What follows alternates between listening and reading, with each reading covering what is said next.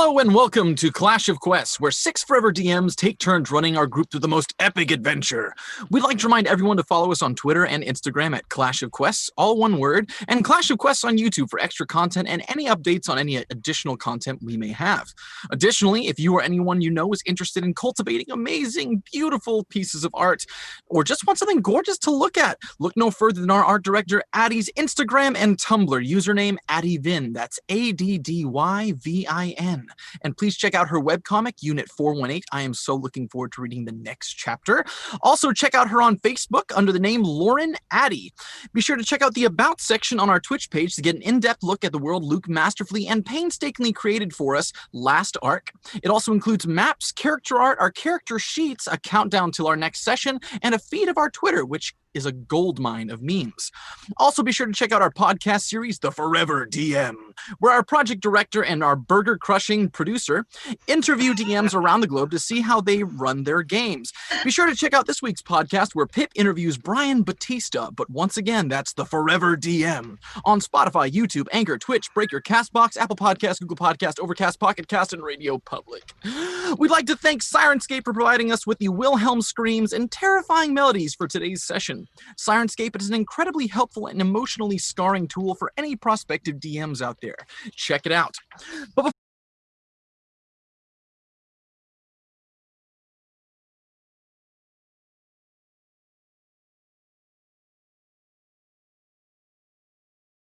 who has tamed Luke, Pilar, who was kind enough to provide a beautiful Clash of Quests themed goodie basket filled with cookies and various gummy sweets.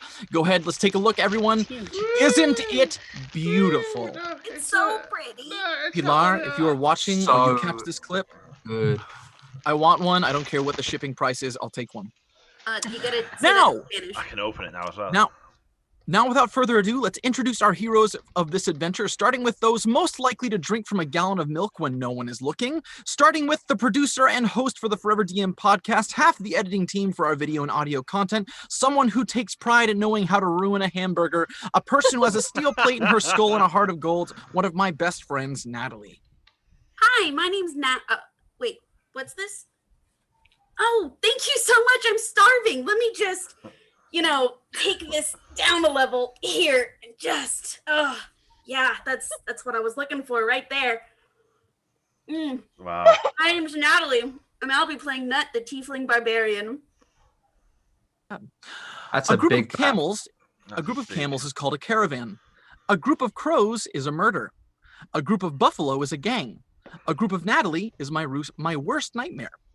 Next up is our Dark Lord, who has roamed the plains of the earth for thousands of years, seeking all the relics which can bring forth his true form, the otherworldly being who haunts my every waking moment, the all-seeing, ever-present entity whose one-liners in this group chat can both destroy morale and give you a laugh, most of the time both, none other than Toby.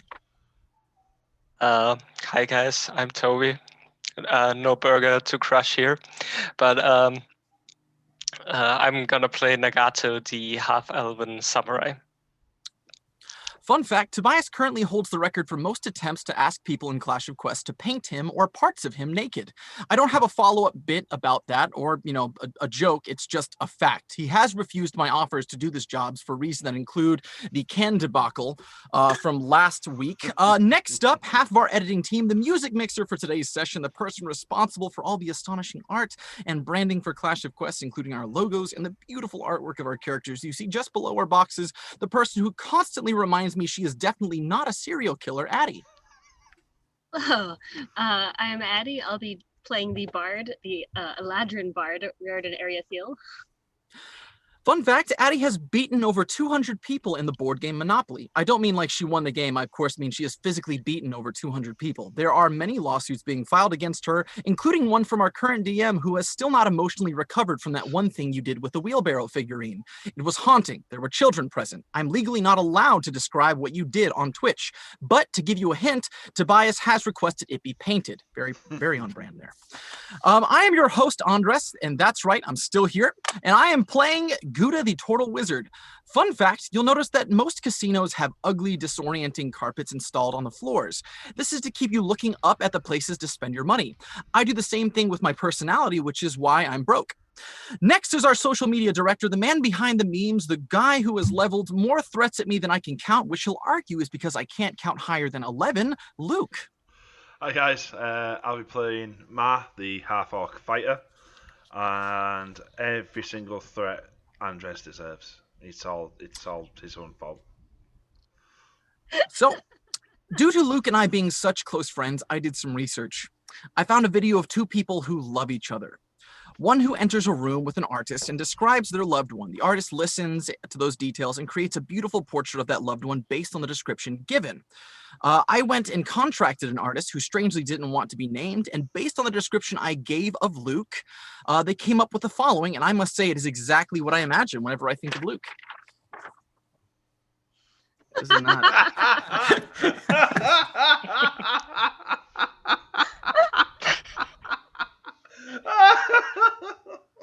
Finally, the moment you've all been waiting for, the man without whom this arc would not be possible, our project director here at Clash of Quests, the host for the Forever DM podcast, the man behind your favorite brand of soda, Pip. Well, I mean, sorry, I'm just going to gouge out my eyes out of the previous thing that I've just seen. Yes, I am Pippin. Thanks for coming back, guys. I will be playing, I'll be playing Star, the Tiefling Druid, but also, of course, the Dungeon Master. So, I've decided to end off my intro with a series of incredibly personal questions about our DM. But instead of asking him these questions, I will ask other members of the group. Remember, these are questions about our DM. First, I'll start with Luke. Luke, in regards to Pippin, boxers or briefs? Neither. Correct. We would have also accepted the answer, several fruit roll-ups wrapped into a makeshift thong. Addie, what is Pip's favorite song to sing during his bubble baths? Get an A or B. I'm sorry, the correct answer was Careless Whisper or Hello by Lionel Richie, or anything he can sing the harmony to, as I'm usually singing the melody during our baths. Next, Tobias, what is the German or Austrian word most associated with Pippin?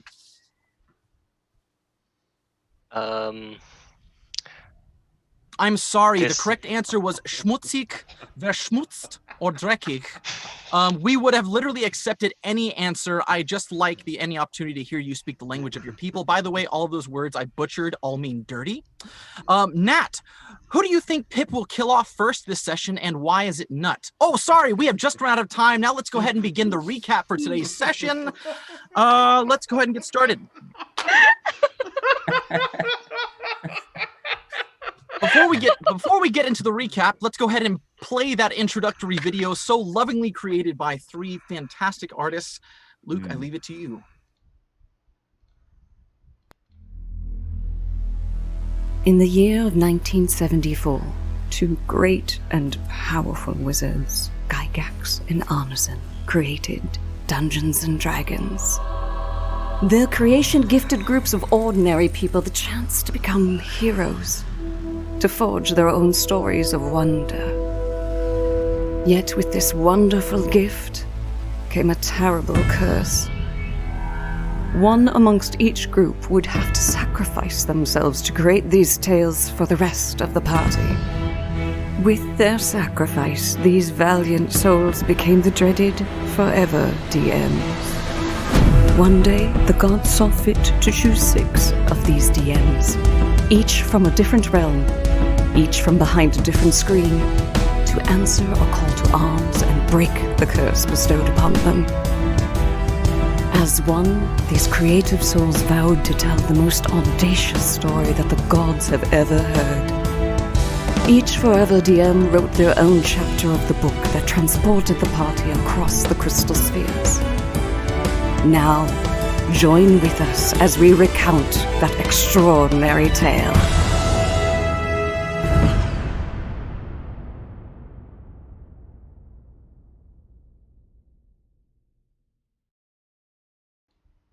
God. It was And good. we're back. That was good. It was so stupid, but so good. And we're back. Yeah. Oh, we're back. Yeah. Okay. We'd like to once again thank those involved in the creation of our beautiful new intro video, whose music was custom written and performed by Mike Hallenbeck, whose voiceover was performed by Don Krasnowski. Krosnowski, also known as Connie from Minnesota's Convergence, and whose motion graphics and animation were done by our very own Addie. Now, for the recap of today's session, or yet last week's session, rather. Last session, we saw our valiant adventurers arrive in a new strange land. Even the very stars were different, being transported with little or no warning, brought back old memories for Reardon. Mar, fully conscious after his ordeal beneath the Bleeding Glade, began to panic and his temper began to fray. Before the party could do anything, though, they heard a snuffing off to one side. Mar and Nagato investigated the sound and discovered a 20-foot-tall bear-like creature with a shaved head and strange markings on its face. The party did their best to avoid, but soon stumbled into another situation where they wandered into the middle of a skirmish. An axe thrown at Reardon was the last straw for the usually calm Mar, and he charged into the fray where he used a halfling as a projectile. When the fight settled down, the party discovered they had ran into a bunch of miners. They followed them back to their mine and discovered it was flooded. The party decided to rest in the entrance for a night before searching for the bandits responsible for the flooding. Mar spotted a pale-faced figure lurking in the clearing and chased after it. Nut and Rory tried to stop him, and in the midst of the heated discussion, Mar fell unconscious. When he awoke, he was the owner of 2 new axes. With the rest of the party now resting, Nagato and Mar took first watch. They saw the pale-faced figure again and set off to investigate it. It led them to a clearing where they struck a deal with a group that claimed to be the rightful owners of the mine. Meanwhile, back at the mine, disaster struck when Guta's staff was dragged into the flooded mine by a strange ooze the party has discovered earlier.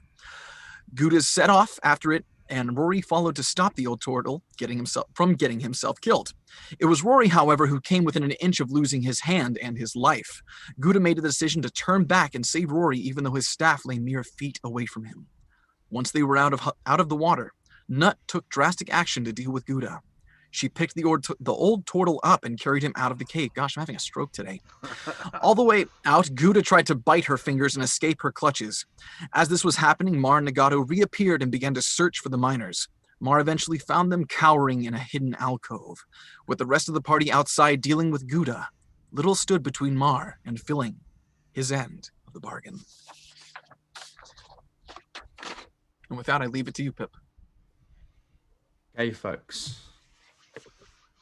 So, as beautifully summed up there by Andres, this is the situation that you find yourself in.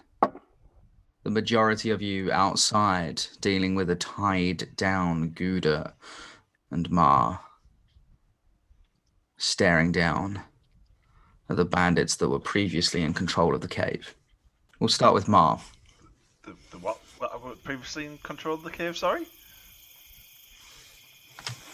What would you like to do? Look down at them. Mm-hmm. Draw both the axes. You've got to let us live. We're just doing this for some money. We can split the money with you. Please don't hurt us. Don't want the money. What do you want? Women? We can get you women. And sort of the halfling looks around at the rest. Maybe not women. All I want is to go home and swing the axe at the dwarf first. Okay.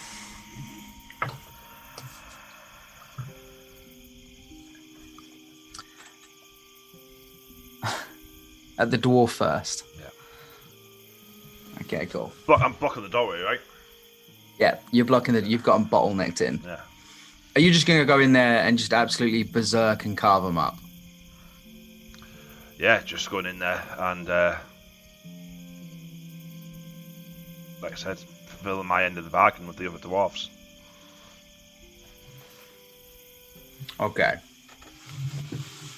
You go in there, 2 hand axes, and you just carve up, the rage filling your muscles, bulging, the veins popping as you go in there, slicing left and right, and it is an absolute bloodbath. The rest of you, just roll me a perception check, please. Oh man, I failed. This is going to be really weird, awkward. 12. 10. 10. 17. 17. 18. Okay. Nut, Rory, you hear the screams coming from inside the cave as you're dealing with Gouda. I believe that, Rory, you were by the cave entrance anyway, weren't you, when we last left off? So yeah, 100%. You hear this coming from behind you, just off to the right-hand side. Ma, as you carve up these figures, when you come to the last figure, a guy quite broad across the chest, you notice in a blind spot of rage, he was the guy that was talking to Rory, and he just looks up at you and just, please? Are you going to carve him up? Don't say a word and just continue. Okay, we'll say for the sake of argument, they went in there without weapons. So, with your current promise, everyone's carved up. Once that's finished, once they're down, shut the door on the alcove again. Okay, so as you shut the door, we'll leave it there. The rest of you, what would you like to do? As I'm kneeling over Gouda with my blade still to his throat, gonna turn to him. Listen to me, old Kappa. We pretended to be your grandkids. We tried to care for you, but this is the second time. The second time that you almost cost us one of our companions, and I'm not gonna have this. You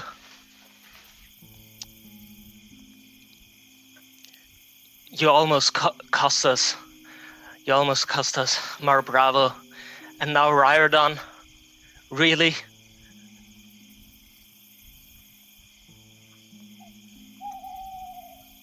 First time I didn't say anything, but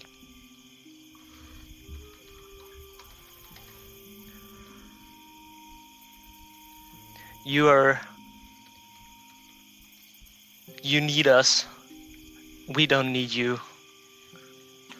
If you put any of them again in danger, I will not hesitate. I will cut off your head. You understand me?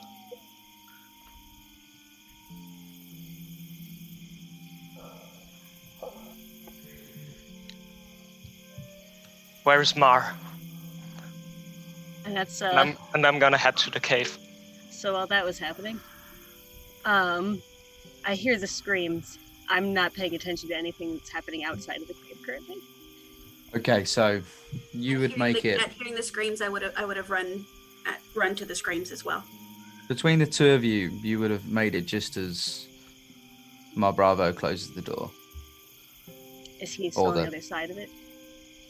Secret entrance. He would have taken a step out of it. This guy literally went in and just carved up 4 bodies in a very gruesome, bloody, and aggressive, more importantly, quick manner.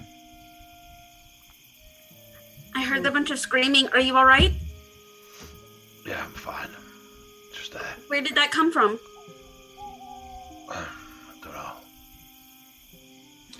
He's got a considerable amount of blood splattered over the front of him. Maybe insight check. Just walk over the water and start washing the blood off calmly. I'm just looking at it. Oh, that's a nat 20 for an insight check. That's fun. I'll take a picture of that. I think it's reasonably obvious he knows where the screaming came from. Yeah, what a waste of a nat 20.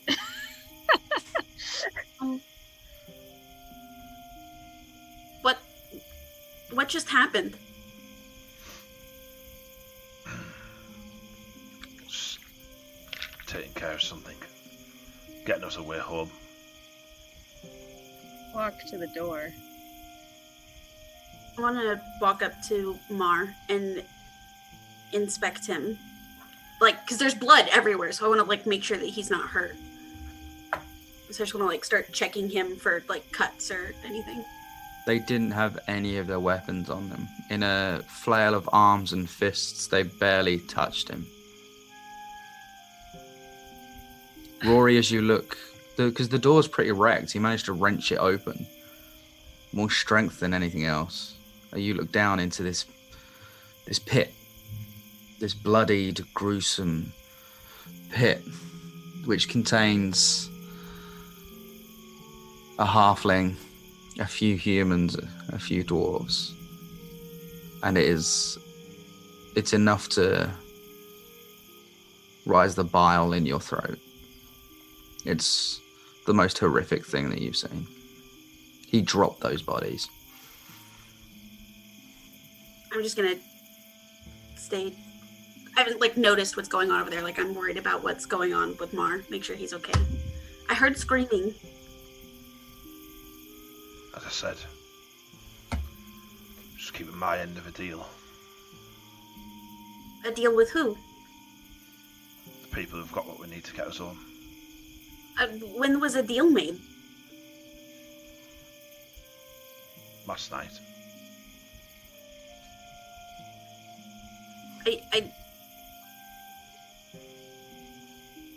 We didn't make any deal. We were.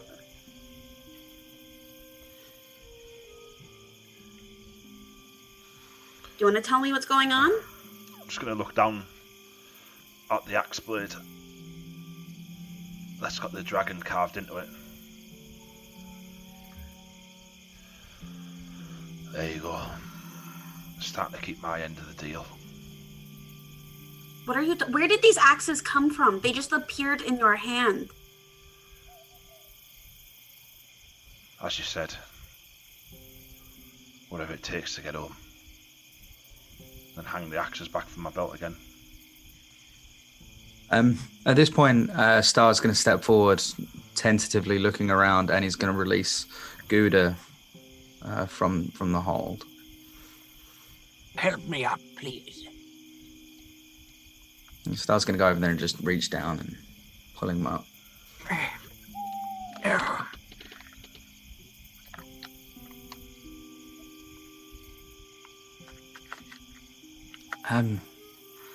You've got to be more careful, Gouda. Why is it everyone has faith in everyone else besides me? We just want to make sure that you're safe, that's all. Sometimes you find yourself in situations that's too much for you, which is why we stick together as a family. You can't go off on your own like that. I'm 87 years old and I was raised on the Hononusha archipelago. With a I family. have seen more years than all of you. I am not a sensitive, fragile creature. And I didn't ask anyone to follow me into that cave. Someday you will have to believe I can fend for myself. It only takes one axe to take down a mighty oak, Gouda. Just one axe. It might take time, but it will still fall. We just want to make sure that you stand tall for as long as you can.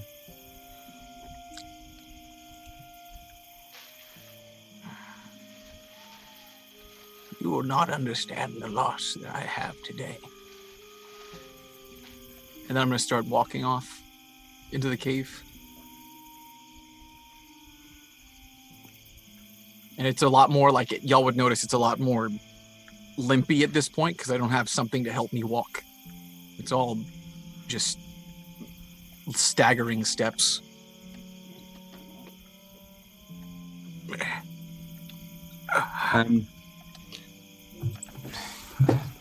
Feel guilty now. Nah, fuck. Star's gonna go looking for a branch and something to help him. He is currently in the tree line and still looking because he's I've got an advantage on nature checks. Nope, that was worse. He's I got a 3 followed by a 2. He's gonna be out there looking for something he can fashion into a walking stick or a staff. I'm gonna have the door open and I'm just gonna be staring in the room. Have I gotten into the cave yet? It's up to you. The Gouda's walked in, so I assumed you'd follow him. Yeah, Unless you wanted to go with Star. I've gone first. As soon as I finished talking to Gouda. So you've got the cave entrance in front of you, the sort of the lake that's now flooded it, the water that's now flooded the cave. Off to the left, Rory's standing down, looking into the pit, and Mara's at the water edge, sort of stood up talking to Nut. That's the current situation. Do I see the corpses? You can. I presume. You can't from where you're from the entrance. You can't. You'd have to go left, and then it's kind of like a priest hole. So when you get to the entrance and look down a short slope, but you could go up and look if you'd like. Yeah. So yeah, once again, you look down into this savage butchery. Who did? Even for a seasoned warrior like yourself, this isn't finesse. Who did this? Riordan? If I had to make an educated guess, I believe Mar was the only one here. He either knows who did it or he... Can I investigate the yeah, of corpses? course. Yeah. What are you looking for? I'm looking for what kind of weapons made this damage. Sure. Yeah, give me an investigation check. That is... Actually, give me an investigation check with an advantage. You'd be used to weapons, what kind of damage that they can make. 16. Beautiful. Okay, this looks like the majority of the bodies, looks like the damage was inflicted by 2 hand axes. Apart from 2 of the bodies. 2 of the bodies that are kind of underneath this pile of corpses. This is different. This wasn't done by a physical weapon. This is more... It looks kind of like frostbite or necrotic. Something of that. It's sort of the black damage sort of just spreads over the arms and whatever bare skin that you can see. Okay. Looks like these were carved up by big axes, so can't believe he did this by himself. He shouldn't have. That we can agree. Star's going to return at this point with a vaguely fashioned staff and hand it to Gouda, and just, hopefully this will suffice for a little while until we get your staff back, Gouda. It's a poor replacement, but it'll have to do. Put it on my back, and I wrap my arms around Star. Your father would be so proud of you right now. He was the one who gave me that staff.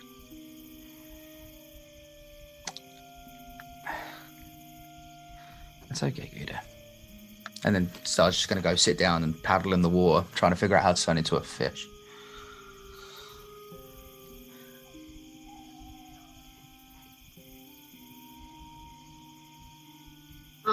Gouda. Yes. Sorry that I failed you today. No, you didn't fail at all. Are you okay? I'm sorry that I tried to go in there. I hope you're all right. It's dangerous in there. It was for a good reason. I just miss him so much. I understand.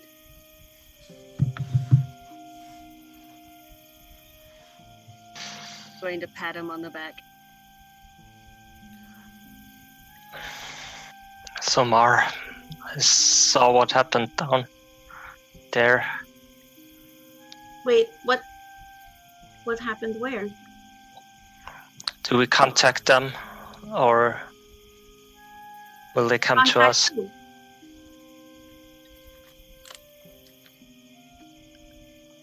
What happened? As I said, keep my end of part of the deal. What deal? You're not answering my questions. Nagato, tell me something.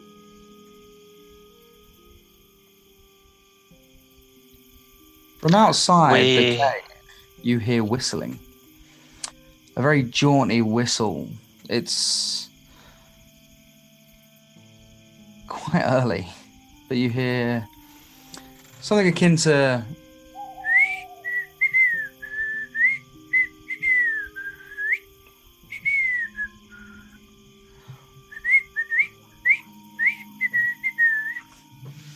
I'm gonna draw my axe at the sound of that. hello there, Hello? you fellows in the cave. Hello. Who may I ask is speaking?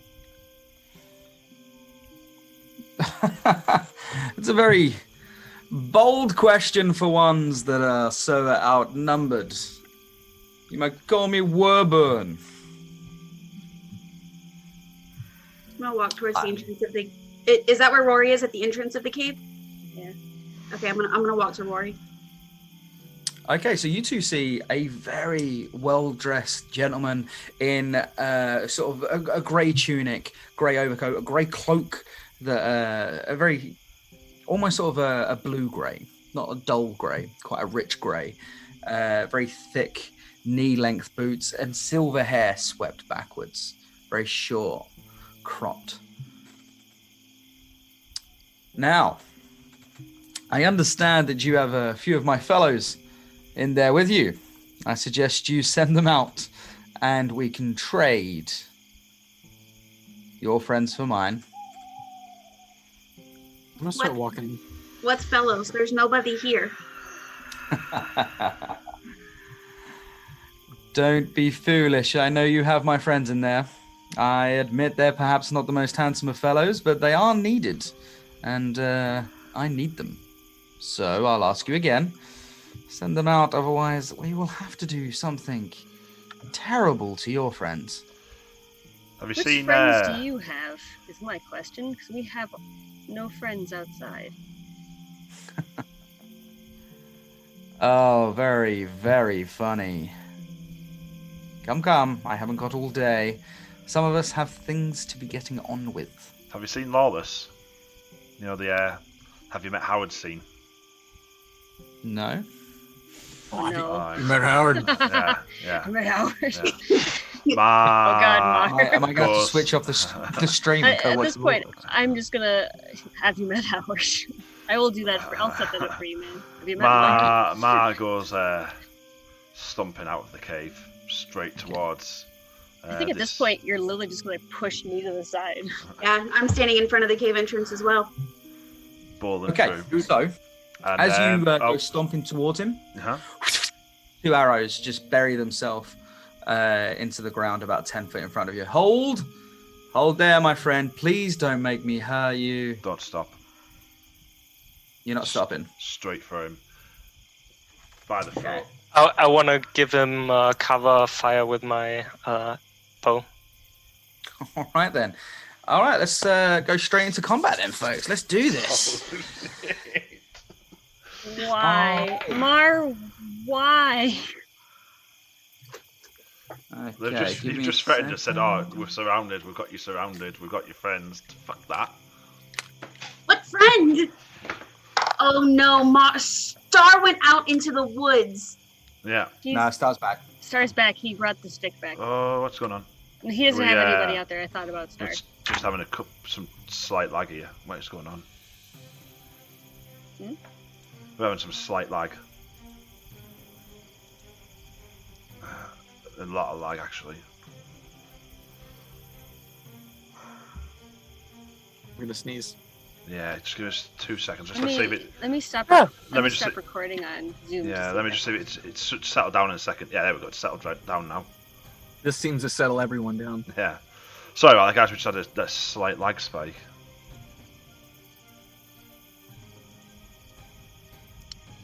I started recording in, but let me know Yeah. about that. Yeah, there we go. Thanks. Listen, Yeah, settle down. dulcet Settle down. tones of Luke Gaffney. Why, man? So unsettling. Yeah. Yeah, it's still lagging, so I'm going to stop recording again. All right. Is it then. Zoom Yeah. recording that's making it bad? No, it's settled down. Cool. So onto Foundry, I guess, kids. Oh dear. Oh dear. Oh dear. Oh Sweet dear, mother oh dear, of Scatman Carruthers. Right, so switch your scene. You just right click and click activate on the scene you want on. Is that working? Don't Yeah. forget to Stranger. follow us on Instagram and Twitter.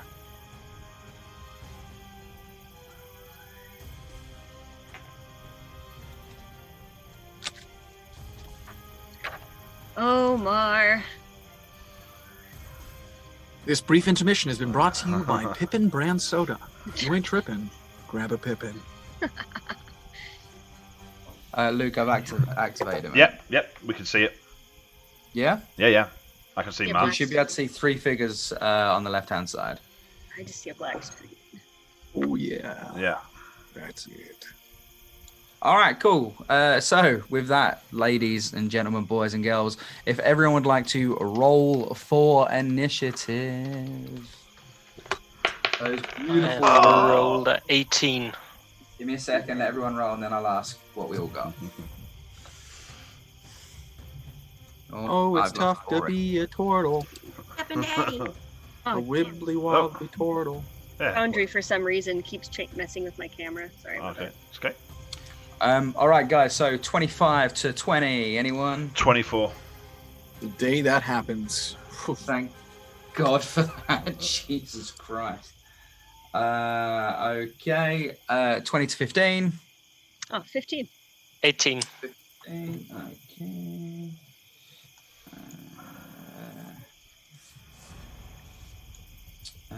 Okey-dokes. Running out of blueberries over here. So, Luke, my Foundry isn't showing me anything?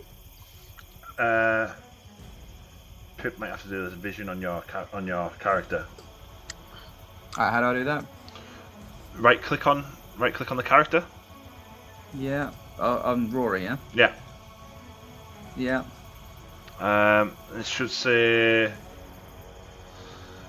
There should be a vision one. Can you see when you a cogwheel? I think it is. Yeah. So what? It's a settings? family show. Yeah. Please.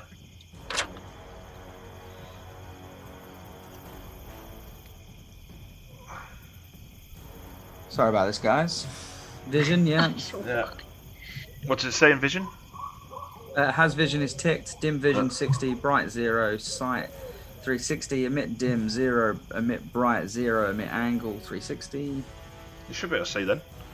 It should be able to see. Should be fine. Should be. Yeah.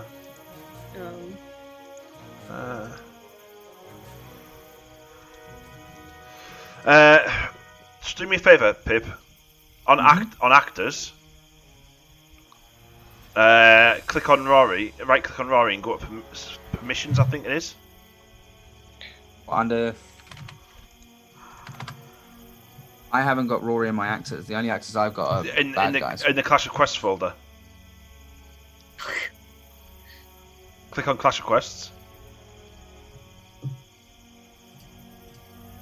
This is embarrassing. Yeah. I can also just tell me where I am and I can just go. Can you see it or not, Pip? I really can't. Sorry. I've got actors on the right hand side. Yeah, and then is there a folder called Clash of Quests? Oh yes. Sorry. Yes, I'm there Yeah. now. Yeah. So Rory. Yeah, right click and it should be permissions. Nice. Configure permission. Yeah, Yeah. and then set Addy to owner. Done. Everyone, Yeah. don't forget to tip Yeah. your waitresses. That should be Hey, it. I can see. There we go. Sorry about that. Right, there we go. Everyone good? Can everyone move there for shizzle? Yes, sir. Yo. All right. Sorry about that, guys. I'll be honest with you. I am a paper and pen DM, which means that if someone can't see their miniatures, they've drunk too much. We're just the right amount. Yeah. Okay. Yeah, 24 on the initiative roll. Yes. Sorry, I apologize. Sorry. Nagato, what did you roll? Sorry. 18. 18. Beautiful. And then that leaves me with Nut. 12 12. and Beautiful. Gouda. And Gouda, yeah. What did you roll? A gentleman's 9. All right. So that, shockingly, it is my Bravo going first. Who would have thunk it?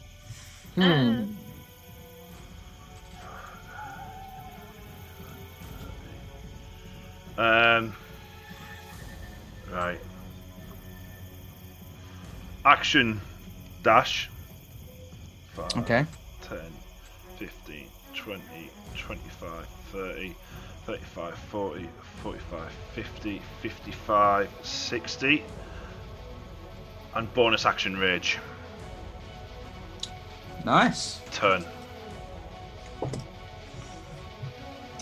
Right. So next up is I don't want to use the word smiling man, but next up is this very suave gentleman's go, and he sees you charging towards him, just looks at you, and just not today.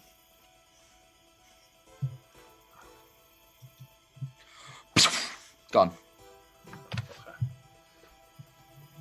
He's got a gun? Or what? He's Oh, gone. He just disappears. Okay. Gone. He vamps out.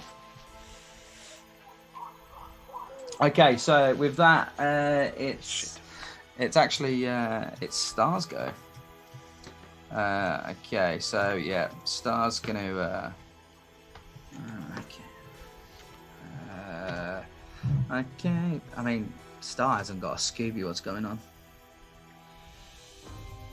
Yeah. No. Neither do the rest of us. True. Star's just. I think Star's gonna hang back. Yeah, he doesn't really want to use up his stuff. Yeah, next up is Rory. I'm going to ready arrows, but honestly, I'm not going to use them. I'm just going to. If anyone attacks the rest of us, I've got an arrow out. Okay. What's your trigger? If it all goes south. Basically, anyone attacks anyone in this group who's not attacking them. Okay, fair enough. Okay, then it's gonna Let's get some be. spells ready. Okay.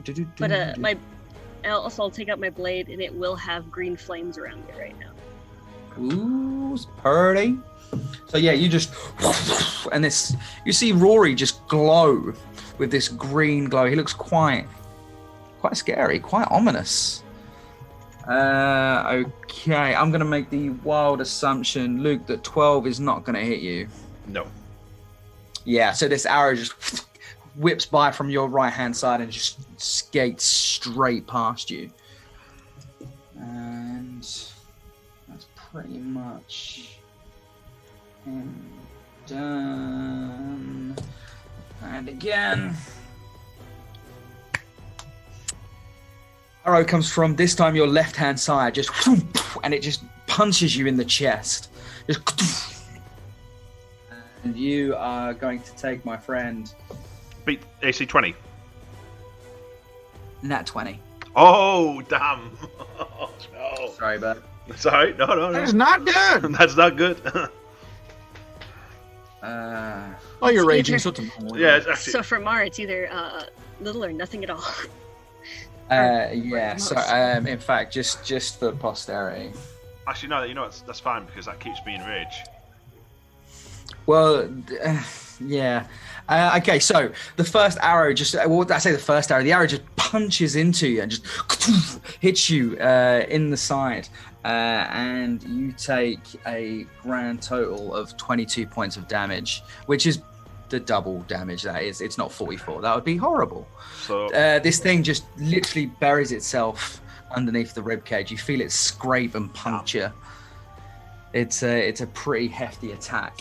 But the first one missed, so swings and roundabouts. 22 after rage, yeah? Yeah, mate. Oh, okay, sweet. Sorry. No, that's fine, mate. With that, it's Nagato's turn. What would you like to do, my friend? As you see Ma just get punctured with an arrow. Yeah, I'm gonna run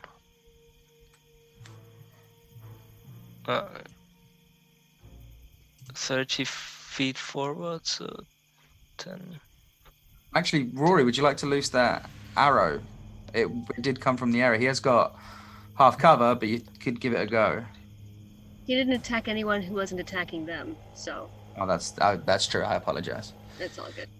Just nearly killed Ma. No, right. So, yeah. Right now, Mar needs to come back and tell us what the fuck's happening. Yeah, and I'm gonna attack the gentleman to the south. All right, yeah, go for it. Yep. So that is 21 to hit. Yes, it does hit them, yeah. So yeah, you prep the arrow, pull it back, and well-practiced muscles coming into muscle memory. That arrow flies off towards him. Robin Hood style. That is 8 points of damage. Ready then. Okay, yes, this arrow, you see this guy super impressed with the arrow that he's just loosed, turns round at the last moment as this arrow just punches into him, just looks at you and just slight panics. Essentially not what he signed up for. Anything else that you'd like to do? No, that's my turn. You happy? All right, so Nut, coming up next, what would you like to do? I want to go inside the cave because they said that their friends are there. So I want to go inside the cave. All right, cool.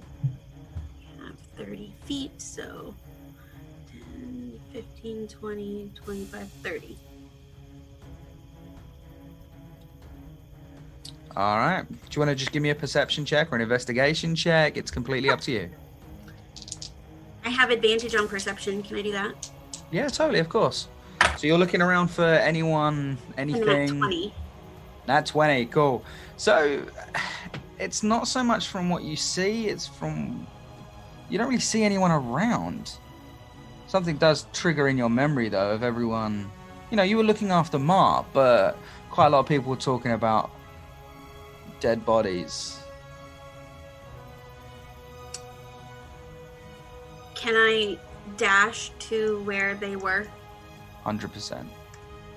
Where on the map would that be at? North. North. 5, 10, 15, 20, 25, 30. Can I see that from there? Totally, 100%. Okay. Yeah, you see the broken doorway, and it goes down into a number of fresh bodies. This might be the friends, it might be someone completely different, but these are quite fresh bodies. So it's up to you whether you think those are the friends or not. Okay, so Gouda with Ma Bravo coming up next. All right, Gouda is going to move forward 30 feet. I can move through my friend's space, right? Yeah, totally. 2, 3, 4, 5, 6. I'm going to stand in front of Nagato, and I'm going to tell Nagato, we need to get back in the cave where it's safe. And that's how I'll end my turn.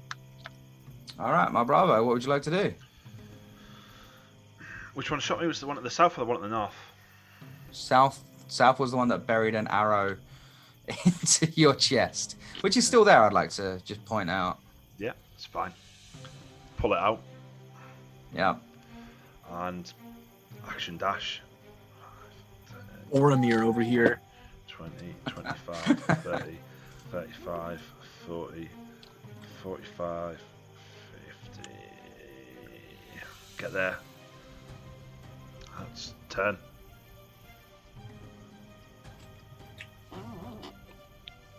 All right. I think you're ready for this jelly. I think I think you might literally just be out of reach of that longbow, you know. Oh shit! Sorry. Can I use my bonus action? Yeah, totally. Bonus action, second wind. Yeah, boy.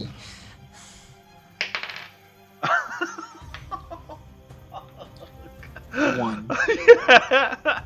It's a strong one. Oh no. Leaves me at 55 HP. Still a good chunk. Yeah. Daddy's still raging. Yeah. Yeah?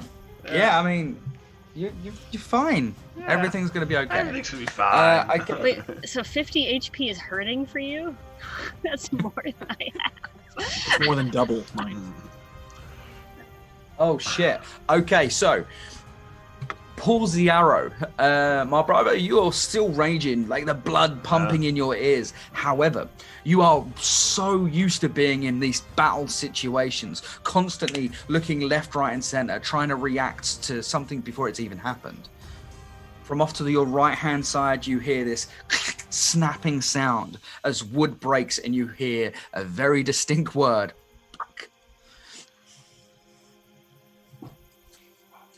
All right, so at this point... Oh. Oh.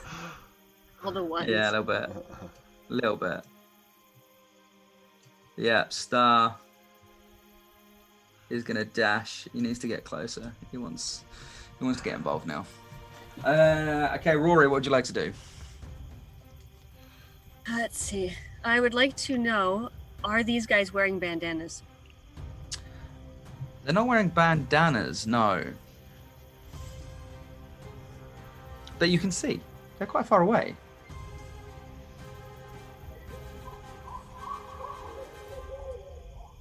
Well, I don't think they're part of the people that were in the cave.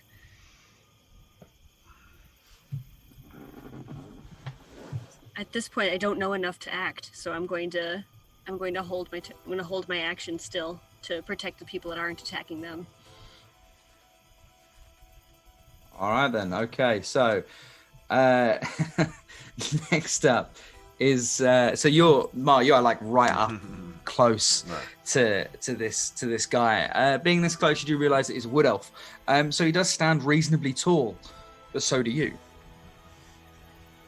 Thin, lithe, used to attacking from a distance, sees this half orc just bearing down on him, looks you bang in the eye, starts to cheese it. Fuck. Does he disengage prior? Oh, that's a good point, yeah. That's a very good point. Sliggity slice. Mar ain't nice. Yeah? But does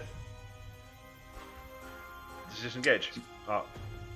No? Slice him up. 16 to hit. Just hits. Oh, okay. That's 1d10 plus 1d4.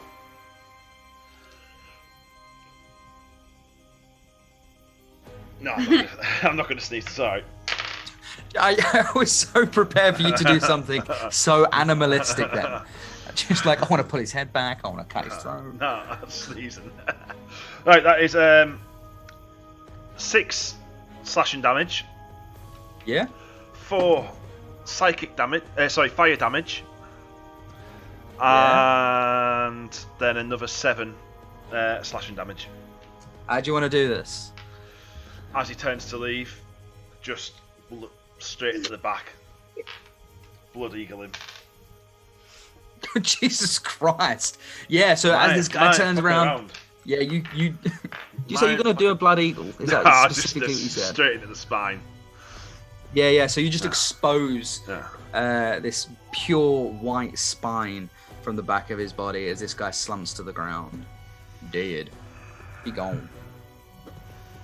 Oof. Alright. Gato. Well done. Okay, let's see how far this other guy is away from me. 130. Okay, so I'm gonna move 30 feet towards the other guy. See how far that is.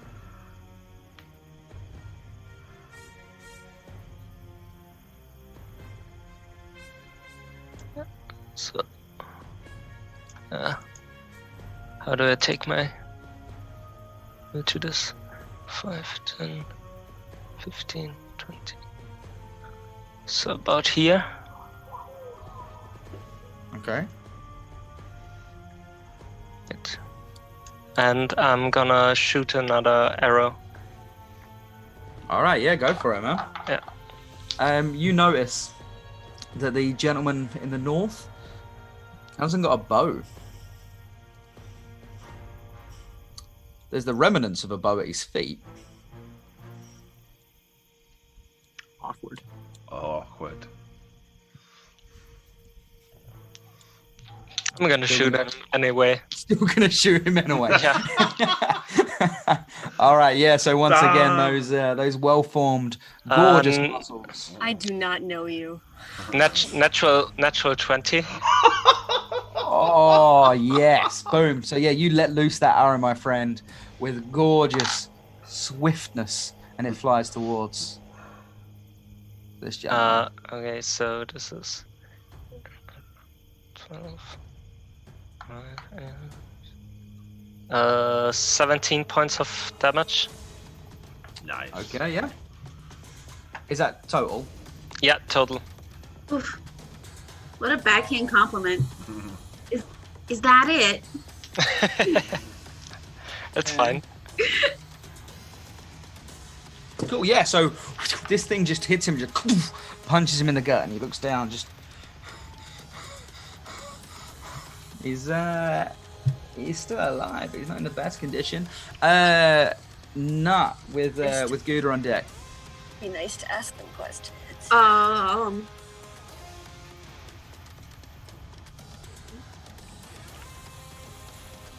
Is there... Everybody in this room is hard dead. Dead. Like I couldn't lay on hands and revive anybody. The only way to tell the amount of people in the room is Okay. by counting the severed limbs. My stomach just did a flip. Even a necromancer would have trouble with this lot. Okay. I don't believe that Mara is capable of something like that. Actually, just super quick. Nut, roll me another perception check, please.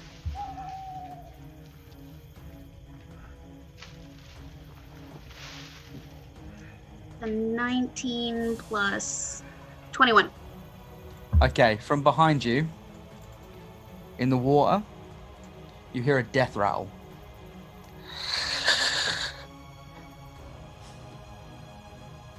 From the ooze thingies? From the body of water behind you.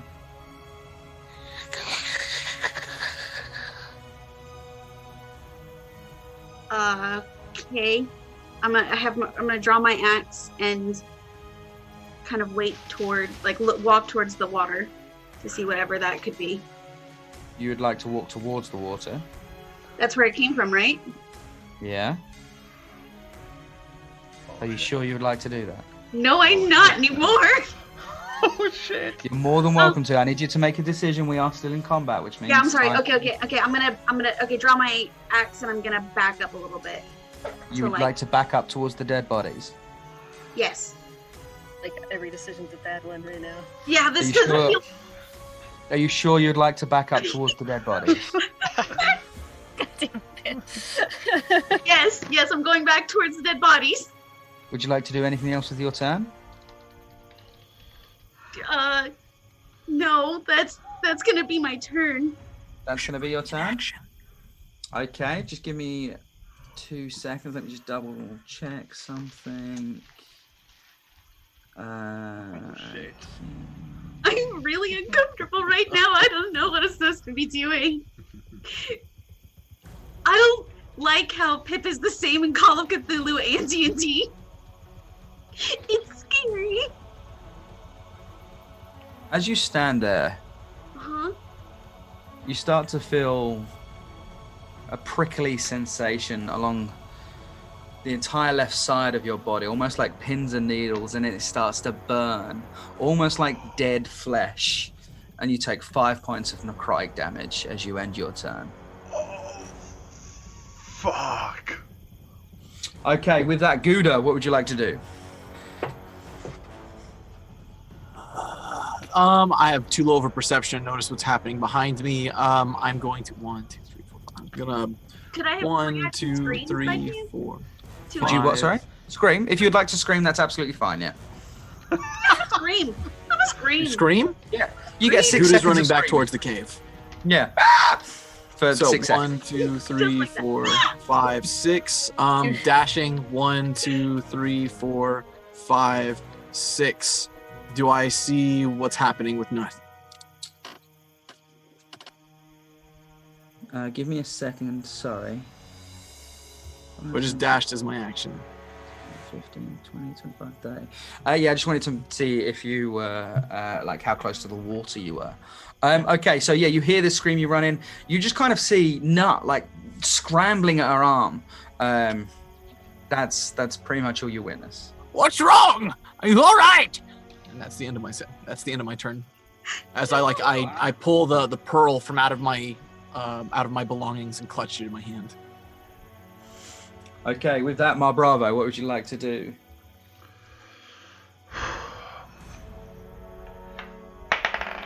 Would I have heard the scream from where I'm from?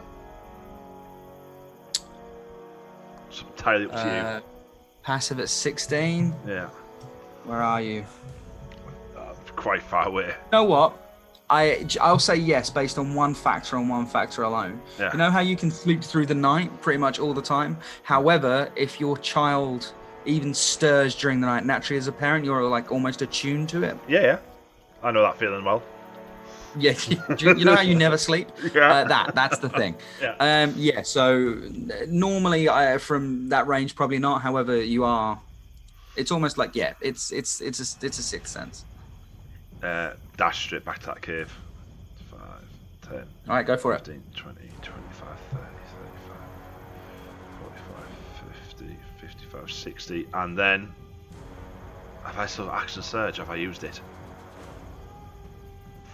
Oh, that's right. I've used it. I haven't rested yet. Damn. Turn. There's nothing more I can do. it. Okay, Rory. I'm gonna lose an arm. Well, You would have heard the scream. I would have definitely heard it. I'm gonna run back here. Let's see. Oh, let's see. 25, 30. Oh goodness, it's not letting me grab my dude. Come on. There it goes. All right. Oh, she's that way. North. Right. North, yeah. Okay, so I was right there. Hold on a second. 20, 25. By here, do I see what's happening with her? You just see you just see a sort of just again almost for a brief second. It goes as quickly as it comes. Just this kind of you see a sort of scrabbling at her arm, sort of scratching at her arm, and then screams and stops. What's going on?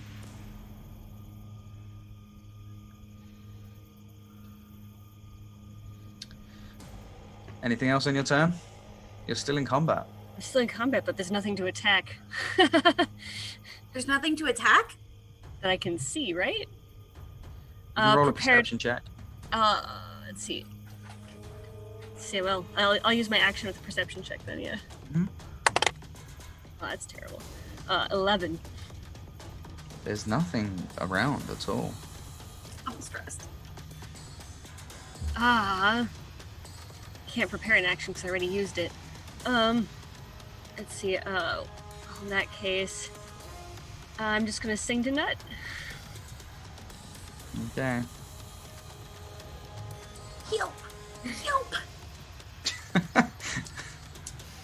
Slipping and a sliding all along the waterfall with you, my green skin girl.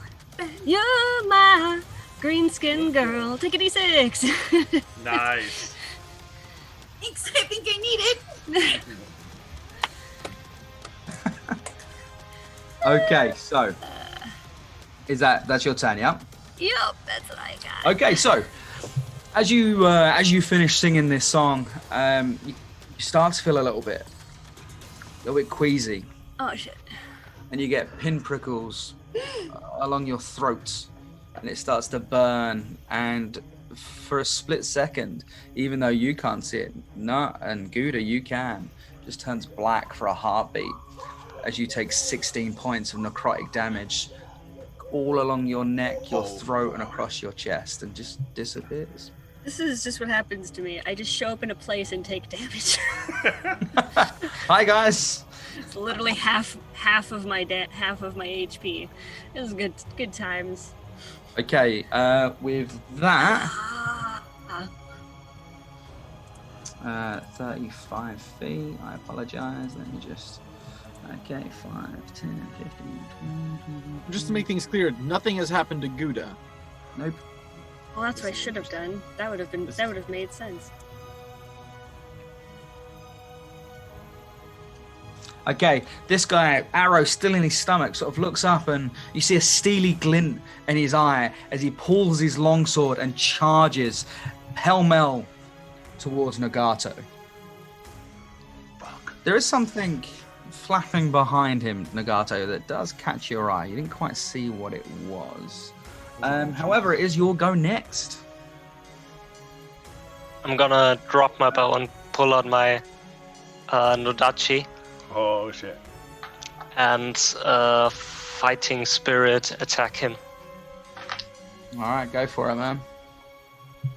Okay.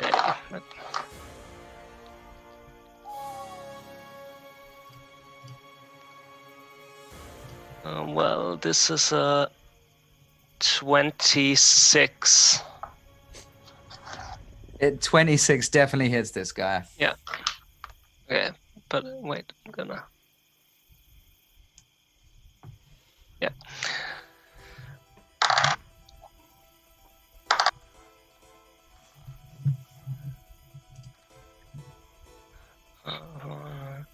Uh, 14 points of damage. Nice, yeah. So you pull that, and how would you like to do this? Just and decapitate him.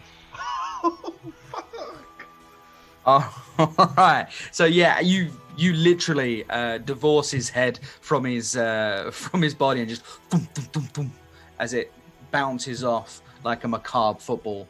The body falls to its knees onto the floor, and that, ladies and gentlemen, does indeed take you out of combat. Congratulations. Now, with that being said, just at the top of the round, I would kind of like to stay in just order just for 2 seconds, just to ask Nut, what would you like to do? Looking around, do I see anything that would have caused this?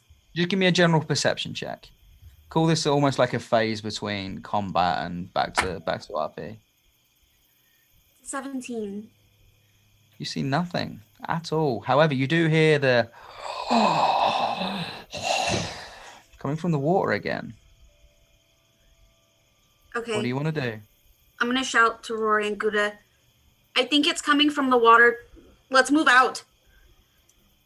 You gonna run? Yes? Are you sure you'd like to run? Yes. Okay, then you run out the cave. All right. So can I with that being dash? said, yeah, of course you can. That's absolutely fine. Don't worry too much about that. Rory, are you staying in the cave? You're Rory, muted you still. are muted. There's a really loud truck outside. Okay, we'll come back to Rory in a second. Gouda, what are you doing? I'm obviously not getting out of this cave until all of my grandkids are out. Okay, we'll just go back to roleplay. I just wanted to find out like what Nut was doing specifically. I would like to back out and cast fairy fire though, if to anything's invisible. Okay, specifically, where are you casting it? Over the water. Over the water. Or do you want to try and cast it in the water? Definitely like to cast it in the water. I think that's where it's coming from. Okay, so you summon the arcane energy and cast, dipping your hand into the water. You cast fairy fire. I don't need to dip my hand in the water to cast inside of it. So it will just dip in. That's fine. It's not a problem.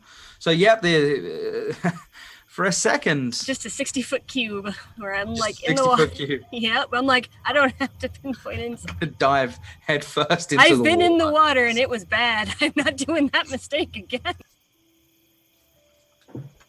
You see a shrouded figure glow underneath the water. He glows purple. He does. Okay, yeah, a shrouded figure glows purple, and it swiftly moves back and forward and starts to retreat.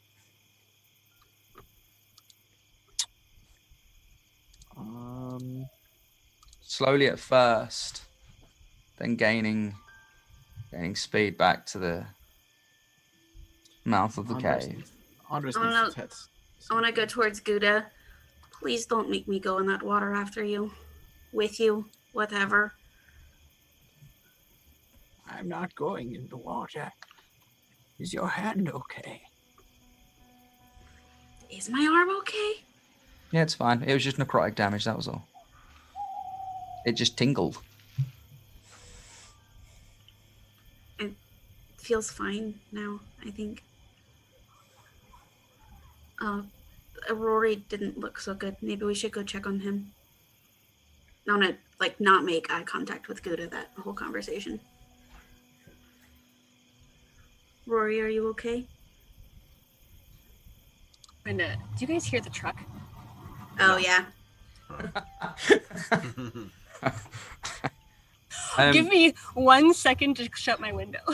A loose stone falls from the cave ceiling, hits Rory on the head. Just doof. Rory takes 0 damage, but is knocked unconscious for 45 seconds. Oh wait, no, it's fine. Something got cast on her throat. She can't speak. He, I apologize. They can't speak. Yeah. Then at that, I don't know if this is how it works or not, but I'm going to take my hand and put it on Rory's throat and use my lay on hands. You'll be careful. Rory might be into that.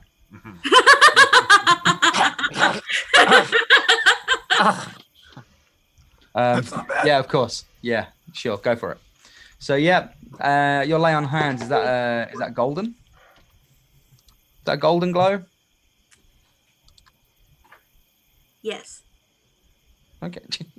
That wasn't a trick question, I promise. No, I was thinking of something. Purposes. Just golden glow, you say. You take 20 necrotic damage. Yeah, so your palm glows. Rory, you feel this golden warmth spread throughout your neck and across your body, and yeah, she casts lay on hands. Oh, good, a lozenge. I'm gonna do that for 1, 2, 3, 4 points, by the way. 4 points. Good. I'm going to watch that figure in the water. Thank you, Nat. I definitely needed that. This thing has pretty much retreated to the point where you can't see the glow anymore. It's gone up the cave. Is that what you and Gouda faced when you were down there? It's not the goobery thing. That is definitely not what I saw down there. That's something new. Why don't we go check on the others? Yeah. Are you both okay? Gouda, are you okay? Gouda ran over to Mara as soon as you started working with Rory. I'm fine. All right, I'll walk with her outside. Yeah. Are we still using the map? No, it's fine. We're in roleplay now, so we'll Okay. assume that everyone's gathering up outside. You were hit. Are you okay? I start to tap on his chest, or try to tap on his chest, like looking where it's at. No. I'm fine. Oh, It's nothing. an arrow went into your chest. That's not nothing. I've had worse. It's fine. Does anyone have any bandages? Leave it.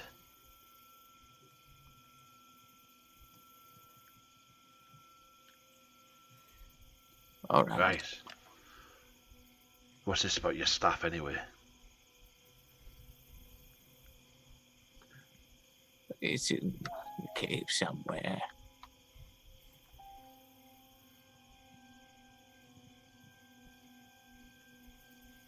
What are we supposed to do now? Mar, do you know anything about what's going on? Yeah. Somebody Did anybody... You all saw the dead bodies, right? I would like an explanation. What bodies? somebody I don't know.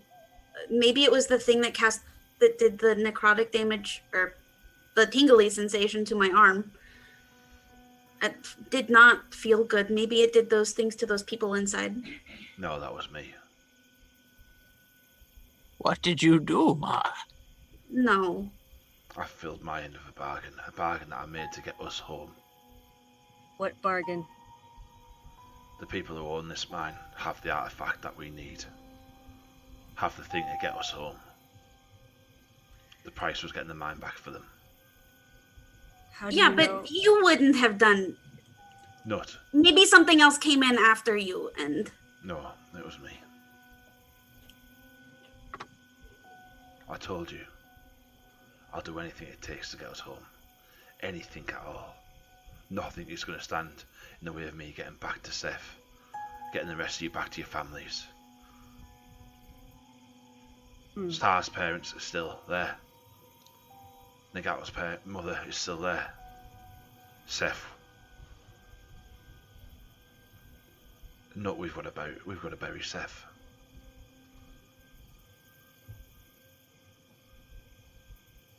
Gouda needs to find his grandkids, needs to find his son. Nothing is going to stand in the way of me doing that, of me getting us home.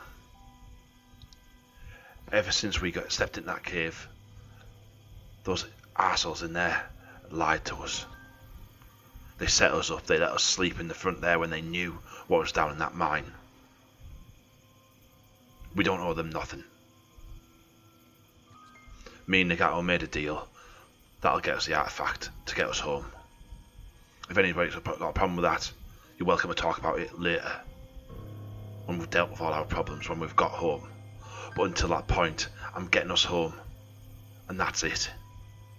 That's the end of the conversation. It isn't the end because I have one more thing to add.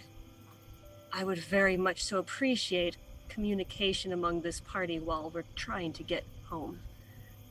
Otherwise, how am I supposed to know what's going on and help you do the things you need to do or think you need to do? We'd have went round and round, dealing, talking about this. Yeah, but that did not happen. There was no round and round because how would you have known that would have happened? You didn't even give us a chance. I failed you once already. I'm not going to fail you again. We were a team before, and right now I feel like you're breaking it. Well, that's how you feel. That's how you're entitled to feel how you feel.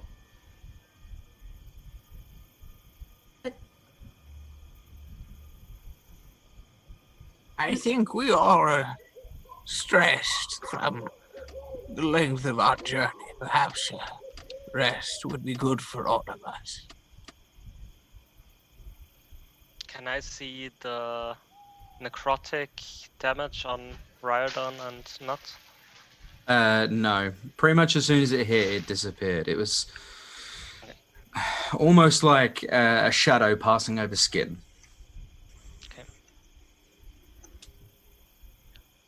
We're not sleeping in that cave. There's something else attacking from the water. Still got your staff here, What- Gouda.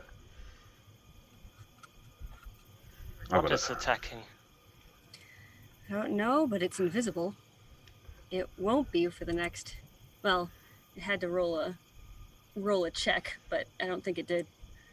It's fine. It was. It was, unless this thing was going to roll in that 20, it was fine. Yeah. I wanted you to see what it was. I've got a plan to get it out. We need to get that mine back to get the artifact. How do we even know that that's our artifact? How many artifacts do you think that there is rolling around with 20 sides and writing all over it? Are you willing to risk that? You said he lied from the minute we got in here. What makes you so sure he wasn't lying about that? He said there was a town. Maybe we should go talk around the town. So start walking towards the cave. I let him. Okay. Gouda's gonna walk to about center of this this open area, and not say anything. He's just gonna start walking over there, and then he's gonna try to sit down, grunting as he does so. I'm gonna At follow the Mar. entrance to the cave, yeah. Gouda? Yeah. No, going into the clearing, like the Oh, center the clearing. of the clearing. Sorry, the sort of the bank center of the clearing. Okay, that's fine. And then, sorry, my brother, you're walking into the cave. Into the cave, yeah. Okay, I'm yes. gonna follow Mar into the cave. No, go outside. I don't want you to see this. It doesn't matter. I'm not leaving you in here alone. Just go outside for the minute. I'll need you in a minute, but this first part I don't want you to see. I'll shout you when I need you. Now you care what I see and don't see.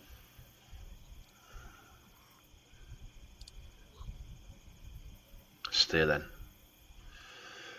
Go over to where the bodies were. Mm-hmm. Grab a couple of pieces. Start throwing them into the water. Okay, yeah. So, pieces of arm, leg, half a torso, bottom part of a jaw. You start to throw these in and they splash one after another. Briefly as each hits red mist as it hits the water. A few bits sort of tumble down. Start splashing. Anything else? Start splashing the water. With what? The foot. Your foot? Yeah. Okay, yeah. So you're just kicking the water about, cranking. Just trying to make a load of noise. Trying to, like when you bang on a spider's web and it comes over. Mm-hmm. Or like Jaws, you're going to need a bigger boat. Yeah. You're gonna need a bigger axe. You're going to need a bigger axe. You need a bigger axe. Yeah, of course. Yeah, that's fine. Anything else? Just waiting. What are you doing? We need this gone. We need this mine empty. And I want the old man to have his staff back. But what does that have to do with This? throwing? Bait. No. Bait. What happened to we should respect the dead? We're beyond that now. Maybe you should listen to yourself and remember the words that you said. The words I said. The words I said were before Seth was dead. It was before we got sent here. It was before Callum Port, Mendito, everything was under threat. We need to get back. Do you not understand? There is a threat much bigger than...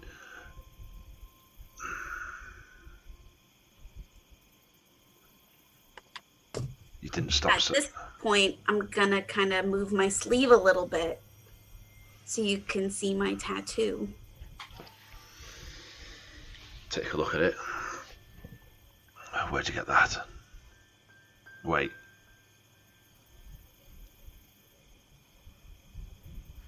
You went to Jenny's Crossing, didn't you? Yeah, you did.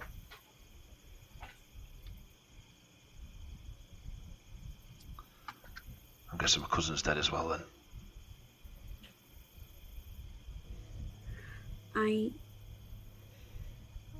I have his symbol and his sword. If you want it. Keep the sword, you'll need it. The symbol's not worth anything now. The old oak's gone.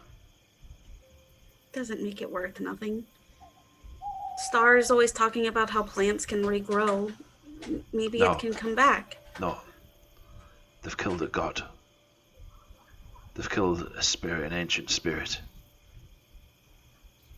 That's the stakes we're playing at here.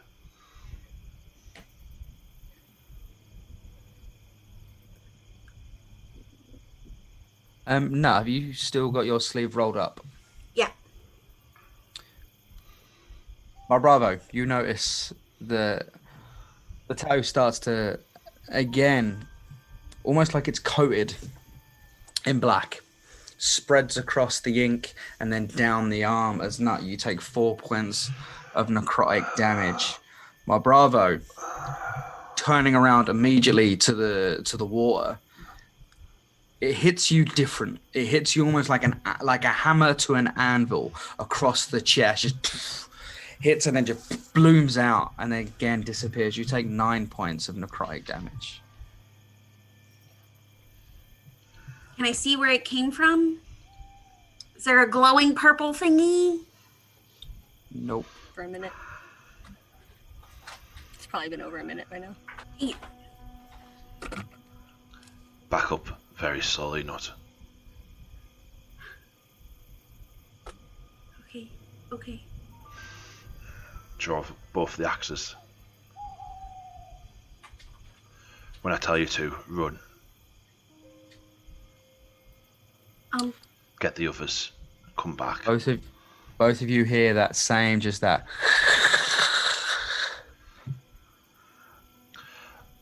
I want to take a step forward. I'm going to try something. Okay. So you take a step forward. Uh-huh. I'd like to make myself as large as I can. Like, just rear back. Yeah, so like kind of flexing out. And fucking just scream. Let out this fucking brutal fucking scream. Trying to make myself as big as a target as I can. So that's you draw his attention. You bloom yourself out. Yeah. Nut takes a step forward. And you hear...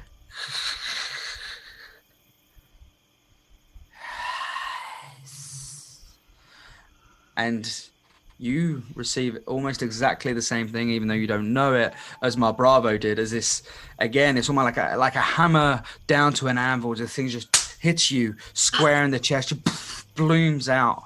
And if you could see the black patches all over your body, but disappears immediately as you take 9 points of necrotic damage. I want to hellish rebuke it. Oh, shit. Nice. All right, so what are you going to say? I'm going to say, give me the staff back. And I'm going to hellish rebuke it. So, all right, then. Give me a second. Let me just get its stats up. It's a dex save. It is. Cool. I'm making the wild assumption that 10 isn't quite enough. No, it's not. Okay, so I get to do 3d10 damage. Nice. Which is 10 plus 9 is 19 plus 5 is 24. 24 fire damage. All right then. Okay. Cool beans. So yeah, you just using that tiefling hellish ferocity, just and you see underwater this thing just and it glows bright orange and white. The second I see it, I want to cast Hunter's Market. Beautiful, yeah, 100%, yeah. That instinct kicking in and just boom, Hunter's Mark attaches and this thing just...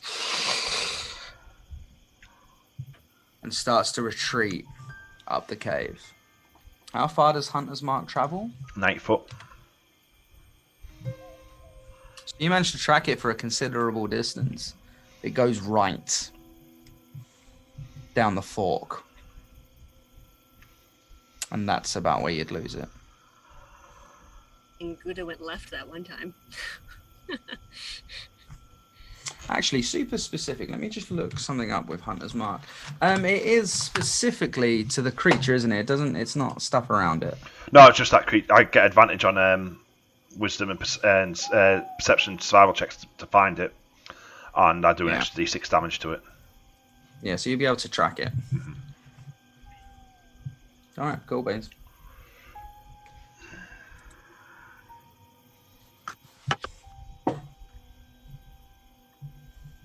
All right, guys, what would you like to do?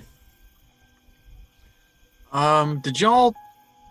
You said Mar Bravo screamed, right? Following that event. Yeah, I have to run in there. Battle cry, yeah. Gouda's going to run back in that direction. So after he walked, he's like hobbling. So it's like a. Are you all right? Yeah. Is everyone okay? Are we okay? What happened? Staring at the water, trying to figure out a plan. It's something in the water. It hit us both.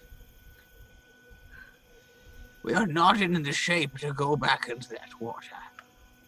We all need to rest. Recuperate. I'm gonna very sheepishly grab Mar's hand and try to pull him out. Very nervously.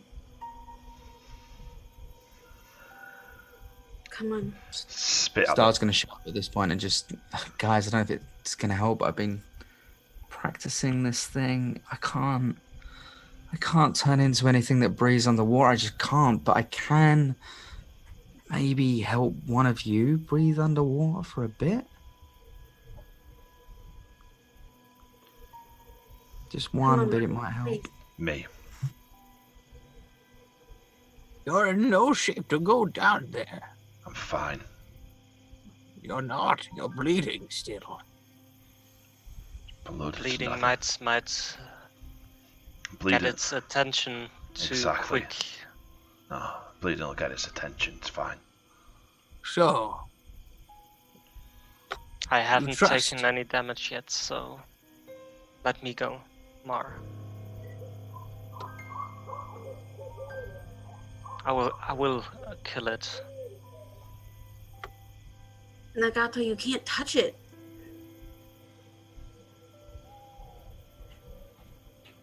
Neither of you should touch it. I'm not planning on touching it. I'm planning on carving it up. this is silly. We should all rest. We need Think them, the night over. I agree with Gouda for once.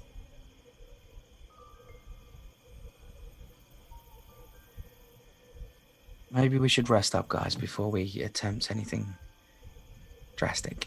We can try again tomorrow. If you leave and that man comes back with more of those other men, you will have left us alone. Yeah.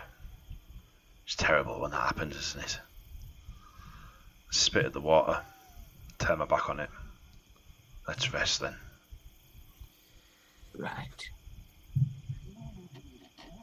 Okay, would you guys like to set up watch, or where are you? Are you going to rest in this sort of the cave's mouth? Like, what? How are you guys doing this? Can we rest Very much. outside the cave? Maybe put one of the walls to our back? Outside. In the Outside. trees, yeah. In the trees. Like Rory said. It's morning time at this point, by the way, guys. It is daytime. Over in the tree line off to the left, where there's cover.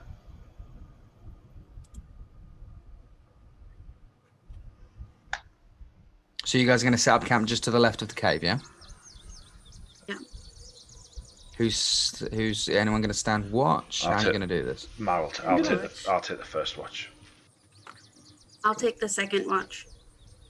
I'll it's also around- take the second watch. And I only need 4 hours, so It's around 9 or 10 in the morning. So how long do you guys want to rest for before you attempt the cave? Long rest. 8 hours, yeah.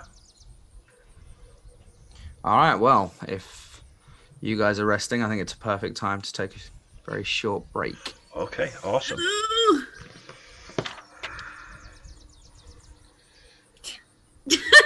Right, we'll be back momentarily, guys.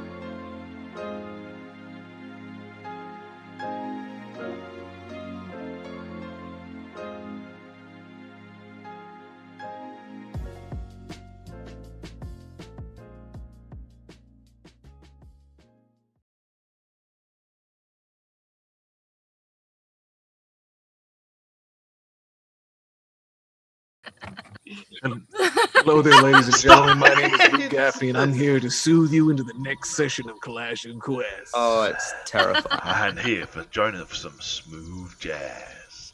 Nice. Did you just give Luke a Texan accent?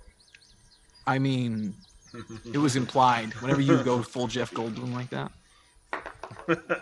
Okay, hi guys, welcome back. Thanks. Hello. Okay, so we're going to start with a soft whispered conversation. Time. The letter that Lucas just wrote his girlfriend said, "I don't need everything for Christmas. I already got you." Aww. That's And adorable. apparently he came up with that himself. I was going to say Mariah Carey's lawyers will be in touch. I'm so sorry. Continue. She's arriving No, at that's arcade right adorable. now. Okay, so we start with a very soft whispered conversation. A questioning glance, raised eyebrows, and a soft piece of arcane magic glows like a soft firelight and touches Nagato, who disappears into the evening, threading his way through the forest, making less than the sound of a whisper, hugs the wall of the cave, snaking his way in, unseen by even the most watchful members of the party. Nagato, what would you like to do? So what does the spell do exactly? Yes, I will give you a full description now, sir. I say with all... There we go. Okay, so I touch you with magic that surrounds you with breathable air and allows you to traverse water and aquatic environments with ease. Until the spell ends, the target gains a swimming speed of 60 foot. The amount of time it can hold its breath is tripled, and it does not suffer disadvantage on attack rolls for being underwater. Ignores difficult terrain, etc., etc. Basically, you get 10 minutes under the water before you revert back to your normal self. Okay, so I stand in front of the water. Mm-hmm. Think back on the storm. Okay, you can do this, you can do this, you can do this. And I jump in. Okay, so yeah, you splash forward. It's a slow slope leading down, and you come underwater, and you see this entrance to a tunnel in front of you. It's sort of the middle of the day, early afternoon. So there is light coming in, but the tunnel does darken considerably. You want to move forward? Yes, I'm gonna swim. Swim stealthily, if that is a thing, and keep my eyes peeled for two things: anything that looks like a creature, and Okay. for good stuff. Give me a stealth check at disadvantage and give me a perception check, please. You're not used to stealthing underwater. Yeah, that's a 14 for stealth. Okay. And perception? And perception is a 16. Okay, so swimming along, you do manage to keep to the shadows nearer the bottom. You don't see anything at first. However, you do reach the end of the tunnel where the light is dim at best. Off to the left, you see the shadow of what could potentially be a staff. Now, you have seen Gouda's staff on many, many occasions, and it does look eerily familiar. But in this half-light gloom, it might not be. What would you like to do? Right, to slowly swim towards it, investigating if it's Gouda stuff. Okay, give me an investigation check. Yeah. Natural 20. Nice, yeah. So as you sort of swim closer, this is Gouda's staff. 100%.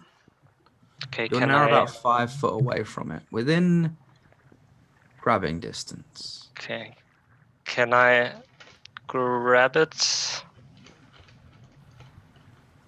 Are you sure you would like to do that? Yes. Absolutely. You reach out a hand, ghostly pale in the water's light, this soft gloom, and you grasp the staff. Are you pulling it towards you? Yes. You manage to grab the staff and hold on to it. Nothing appears to happen. What would you like to do next? Does this way go any further, or is it a dead end? It's super dark. You'd have to swim further in to see if it went anywhere. You are at a fork, though, left and right. Okay. Can I swim back Towards the entrance. towards the entrance? Okay. So, swimming, turning around underwater, you turn around and the light's coming in from the entrance, meaning it silhouettes two shapes as one after the other falls to the floor.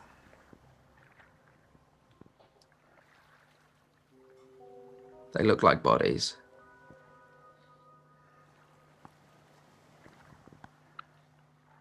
Okay, What would you like can I swim towards the entrance but stay like right down to this to the floor of the cave? Well, the bodies are now on the floor. Okay. Can I look at the Give me a perception check. bodies? Yeah. Ooh, it's not very good. Oh, no. That's a natural 1 up to a 7. You've seen dead bodies before. These two things look like just regular dead bodies that just happen to have fallen from the ceiling in a tunnel underwater. Can I look up, see from where they dropped? Yeah, of course. With your passive perception, you look up, and It's a little bit rough, to be sure, but nothing really stands out. I want to swim up, throw the staff on land.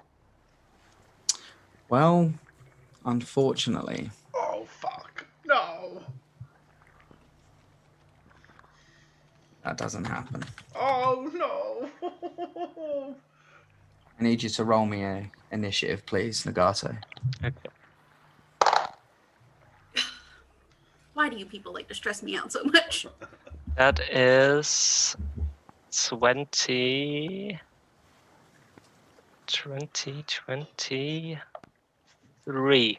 Yeah. Okay.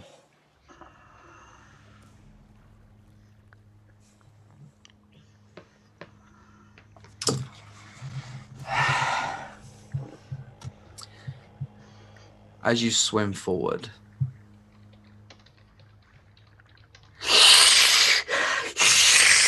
these skulls, one from either side of you, just shoot up, and both of them attempt to wrap around your body. Roll me 2 dexterity saving throws. Dex is high, you might get away with this. They start to wrap themselves around your slender body. A 15 for the first one, Yep. and another 15. As these things shoot up and they start to wrap around you, you just manage to get a last spurt of energy, twist your body, and you're through. Okay, what would you like to? Actually, no, wait. It's the first tracker's turn. Okay, What? so yeah, I'm sorry, the first what? It's the first what's turn? I said a tracker. It's the first tracker's turn. It's fine. You guys face this. I don't mind letting out half of what it's called. Okay, so yeah, roll me another dex saving throw for the one on the left. That is 16. Beautiful, yeah. So again, it just tries to grab you, but you just manage to get away. With that, it's your turn. What would you like to do? As they try to grab on me, I'm gonna use my swimming speed of 60 feet and just swim as fast as I can. Are you sure you don't want to try and fight both of them? Do it. No. Oh, I got the staff. Okay, you propel yourself forward and out of combat. You manage to get to the bottom of the ramp. Okay, I'm just gonna try to get out on land, and as I'm out of the water, can I still see them? No. Actually, well, you can see shimmering figures, certainly, which could potentially be them.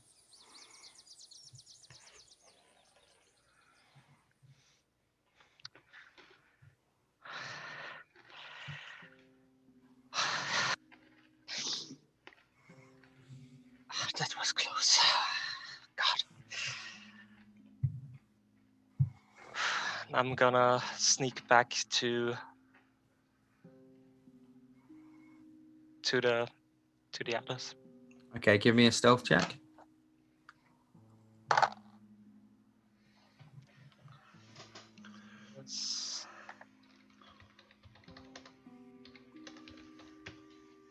Is 13. At this point, Gouda and Nut, you guys would have been on watch. Both of you just give me general perception checks. Natural 1. Plus 2. Okay. Natural 20. Okay, Make it a Gouda, you 20. are very preoccupied with something that we will cover in a moment.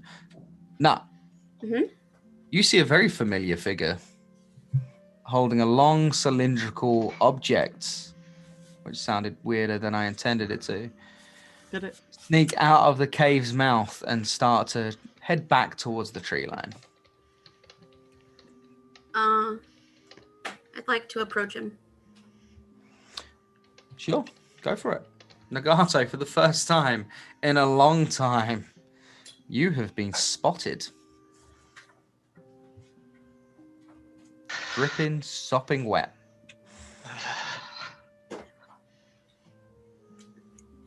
I thought we agreed to rest. I will. Now. Are you hurt? No. Just cold. Just cold. I'm gonna walk over to Gouda.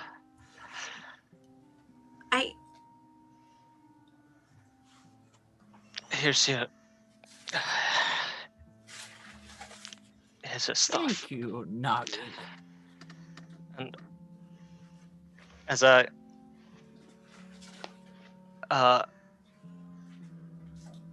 walk over to Star, who I presume is sleeping. Mm-hmm. So I just very gently put my hand on his shoulder and say, "Thank you," and lie next to him and just gonna fall unconscious. Apparently when Star sleeps, nothing's waking him up. I don't know why that's a thing now, but apparently they just 7, solid 7. Just Yeah, didn't want to wake him. Didn't mean to wake ya. And even when it's like a really cold, really wet hand. Nothing. Can you even have advantage because of yeah, all right, yeah, okay. Oh, he wakes up now. Yeah, he's just like, get some sleep, Nagato, and then rolls back to sleep. I also like the idea of a sopping wet Nagato, just like. That's why I heard him. That's why. So just that. I'm gonna tiptoe over and Nagato, are you asleep yet? Trying to. You are freezing. We can talk later. It's okay. Yes, we'll do that. And I'll walk back towards Gouda. See, he got it back for you. Right. You Seems all as though right? someone trusted him enough to go and get it. Is not what happened. We were supposed to be resting, and we agreed to go tomorrow. How long do you think Nagato can hold his breath? I don't know, 5 minutes? That's interesting. What is interesting? The level of faith you have in everyone else besides me. Gouda, it's not that I don't have faith in you.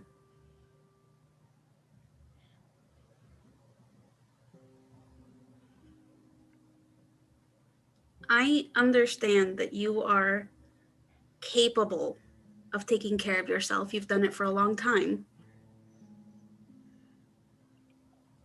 I lost a lot today. And I couldn't handle losing one more person. That's very kind of you. But you're mad at me. No. Not at all. In fact, I feel terrible that I bit you earlier. What's one more scar? When you have as many as I do.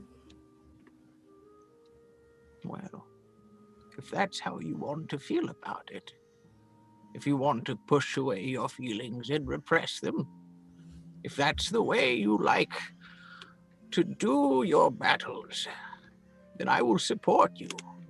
But when you're ready to talk about it, I'm right here in front of this fire. Could bad things happen if I don't repress my feelings?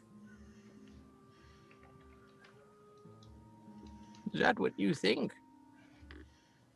It's important to feel. To acknowledge your pain. If you don't acknowledge your hurt, it festers and turns you poisonous. maybe for some people. When I do that, people die. Look at Seth. Seth was not your fault. The group said it was my choice. We could go get Seth to go help us get Mar, or we could go get Mar. You were tasked with an impossible decision, not your mother or your father. You chose the one in immediate danger. Mar said that it wasn't enough, that I wasn't enough. Do you remember when we were in the cave, just before, when we were in front of Term and that father? I remember. We lash out when we're in pain.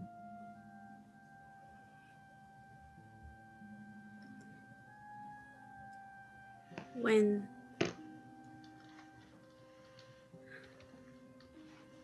I was younger, I had a different mother. And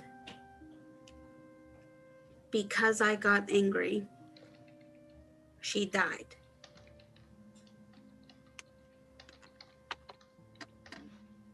I don't believe that's the whole story. It's the important parts. Sometimes what we believe is important and what is are two very different things. Can I see your hand? I'm gonna give him my non-hurt hand. The other one, please. And I'll hand him that hand. I'm gonna take it in my scaly claw, like sort of cupping it underneath. This happened. I hurt you. It was cruel. I was angry. I was hurt. And it happened. Now it's your turn.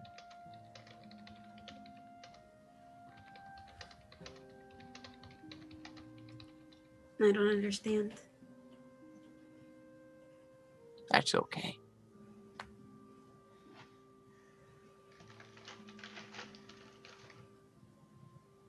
Okay. I'm sorry, Yes. please No, carry on. No, carry on.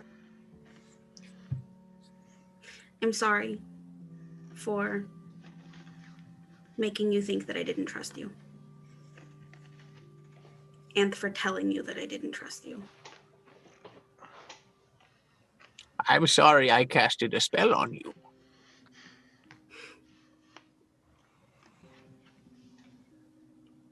Maybe we were both wrong. I think so, but that's okay. I still love you. Do you still love me?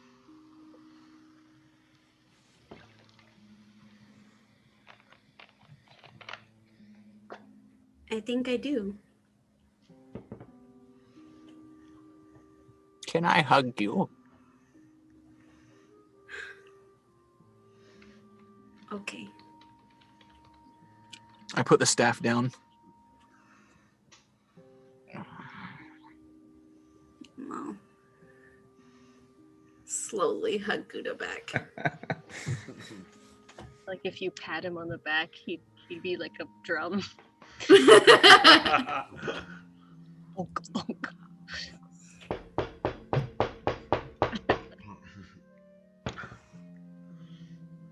I'll just sit there with him for the rest of our watch. Okay, so just Gouda, I want you to roll me 2 very different checks. Oh, fuck. I would like you, after spending a considerable amount of time in the water, unprepared to do so, taking in your book containing your spells that you've learned and crafted over the years. More importantly, however, the pictures of your grandchildren that you keep tucked on the inside of your shell. Now, I would like you to roll me an Arcana check for the book, please. Natural 20. Oh, yeah. Plus, do you want any more of that? That's a plus. I think a nat 7. 20 is a sign from the turtle gods enough. Through various different spells and the way that you've treated the book, magically and non-magically, it's taken hardly any damage at all. It smells distinctly of the sea, I should say. But apart from that, it's remarkably unscathed. Now, I need you to roll me a nature check for the pictures of your grandchildren. That is a 17 plus 5. 22. So, through various different protective methods, mainly of a nature base, things like wax coverings, etc., you've treated them very well. They're very, very important to you. The ink's a touch smeared, but mostly they also remain intact. You are a very, very lucky turtle. For more than one reason.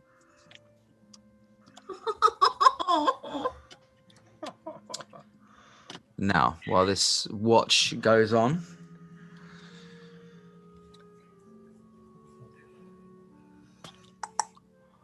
Ma. Yeah. You don't sneak off entirely, but you do take a few steps back into the tree-lined forest until you're certain you can't be overheard. And you fall to your knees, holding the axes.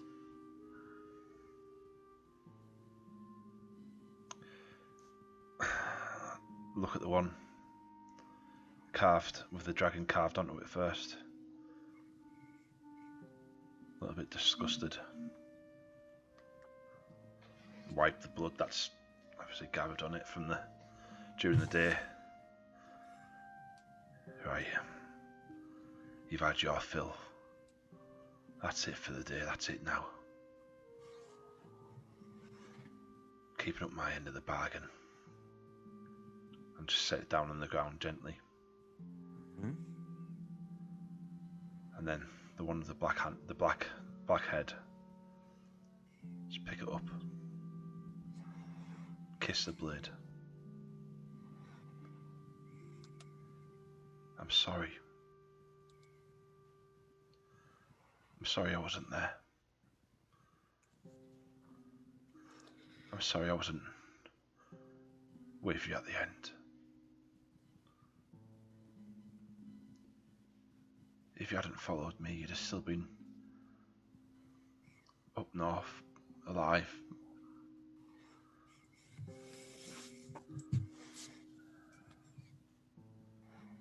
I'm coming home. I'll be home soon. I'm doing the best I can. And I'll see you soon.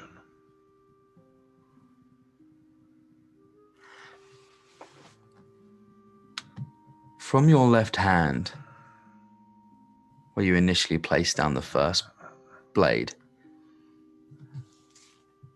your hand and your forearm remain tense, almost quivering, as you say this to the right-handed blade.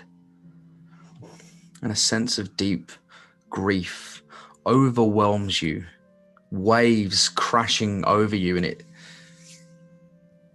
manages to dissipate the quivering tenseness of your left arm.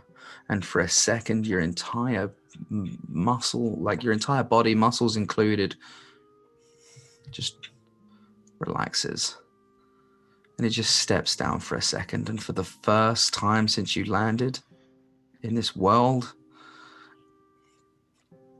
the pressure just drops and your shoulders fall and those defenses fall down. And you take a second and you let the grief wash over you. The feelings of guilt and hurt and the fact that this is your fault. And then a sense of peace centers. And you realize that those thoughts, that it was your fault, came from a secondary source. Those two sides still remain conflicted inside you, and you can feel that in your chest. But then your muscles bunch up again. And despite the conflict, you know what you have to do. You shake it off.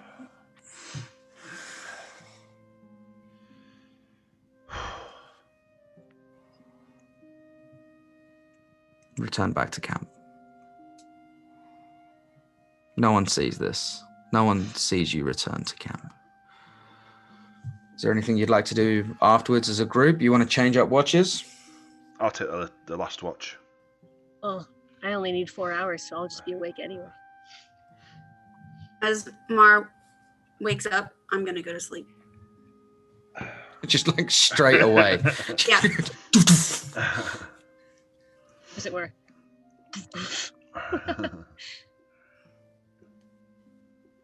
I recede into my shell, but Shocker, we haven't seen that before.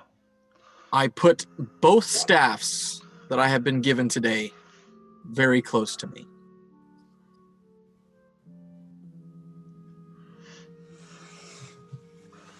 Okay, so Luke, sorry, my Bravo, I apologize. Is anyone else taking the watch? Sorry, Rory, are you taking the watch with my Bravo? Okay, so yeah, you two settle into a comfortable position. Apparently Star isn't waking up for anything. Narcolepsy. Even if it was his turn on watch. Nah. Okay, so is there anything that you would like to discuss? Are you happy to just wait out for the rest of the watch? I don't know. I talk with him, but I don't think he wants to communicate anything. You could try.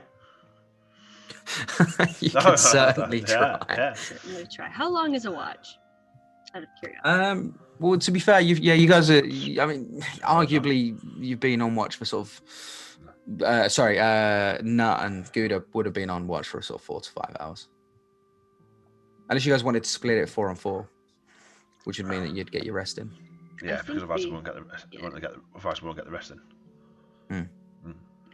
I think like I'd spend an hour in silence at first. Just mulling things over, seeing if he wants to be left alone. That's fine. I just stand staring out across the clearing. Bravo, roll me a perception check super quick. Who? You. Me? Bravo, yeah. Oh, that is a... where's my character sheet? That is a 22. All right, good to know. Mm-hmm.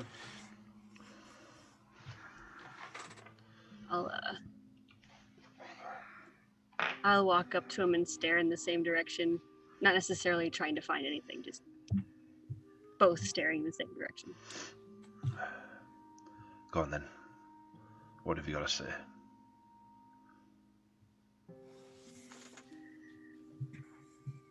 Not much.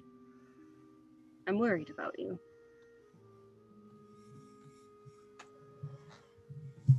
I know. You're my You're the only family I have. And I wanted to say that I understand the anger, the grief, because I've been in the same place. When I first came to Callanport from the Feywild, it was in the middle of when my father was about to go kill my mother. And I spent 3 years trying to get back. I was very angry, and I took my anger out on a lot of things. And I see that with you. And I'm so sorry you're in the same place. I want you to know I want to help you get back to Seth with every fiber of who I am. But I need help, Mar. I need to know what's happening so I can help you get back to her. You and Nut get back to her. You didn't stop Surtur. We tried. I know you tried. But he's coming back. And we'll get him. Words are good. Actions are better. The devastation, what happened in Callanport is nothing compared to what will happen if he comes back. I agree. And there can't be anything in our way. We've got whatever grist we have to grind, whatever actions we have to do to get back there and stop that. That's the price I'm willing to pay. I can understand that because I understand that actions are better. Actions move things. Decisive actions and educated actions are far better, especially with a team.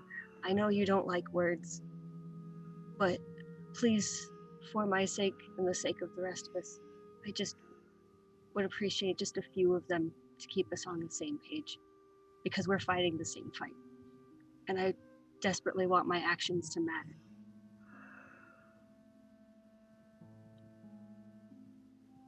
If I can't get back home to where I'm from to save my family, I hoped to save yours.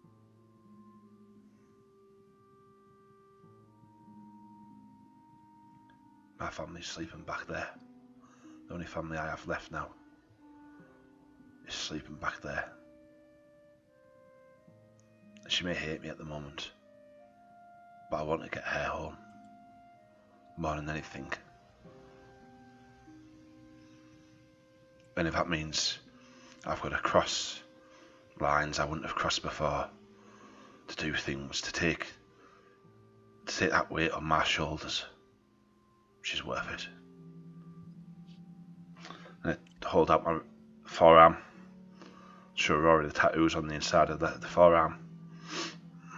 3 names on there. 3 Can't names. read them. 2 of them you'll private. That last one, not stepfather. The things he did to her, the guilt he laid on her for everything that happened with her mother, all hanging by his own guts.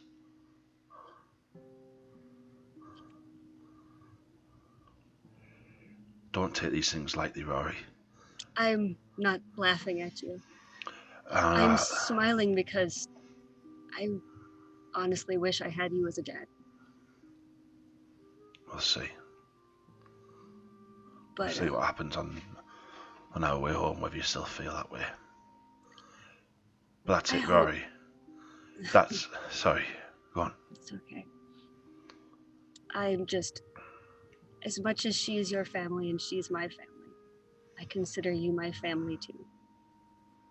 I know you feel you have to go through these lines, but if I can help you not have to go that far, I will. Your family's done a lot for me. It's the least I can do. I've always got all of your backs. That's why when I threw the axe at you, picked that little bastard halfling up and threw him at the fucking dwarf. Nobody throws an axe at my family.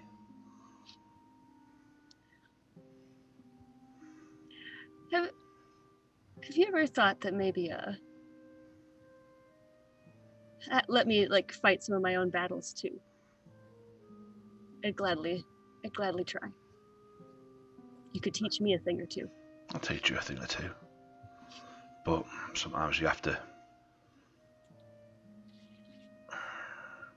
up the ante. You get in there first, just terrify them. Stops a longer fight in the long run. I have a way of doing that. It's just not the same way you choose. I imagine so. I've seen you. We've been together how long now? 3 years? 3. Yeah. You're still around because you can hold your own. Everyone here can hold their own. Especially that decrepit wreck that we call Gouda. He's tougher than we all give him credit for. He has to be, otherwise he wouldn't still be here. But It's true. Have you seen the scars? Giant crack on that shell. there's no room. But what I'm trying to say, there's no room for doubt, Rory. Even if your course of action is wrong, the doubt will kill you faster than the wrong course of action will. This is why I'm talking to you right now.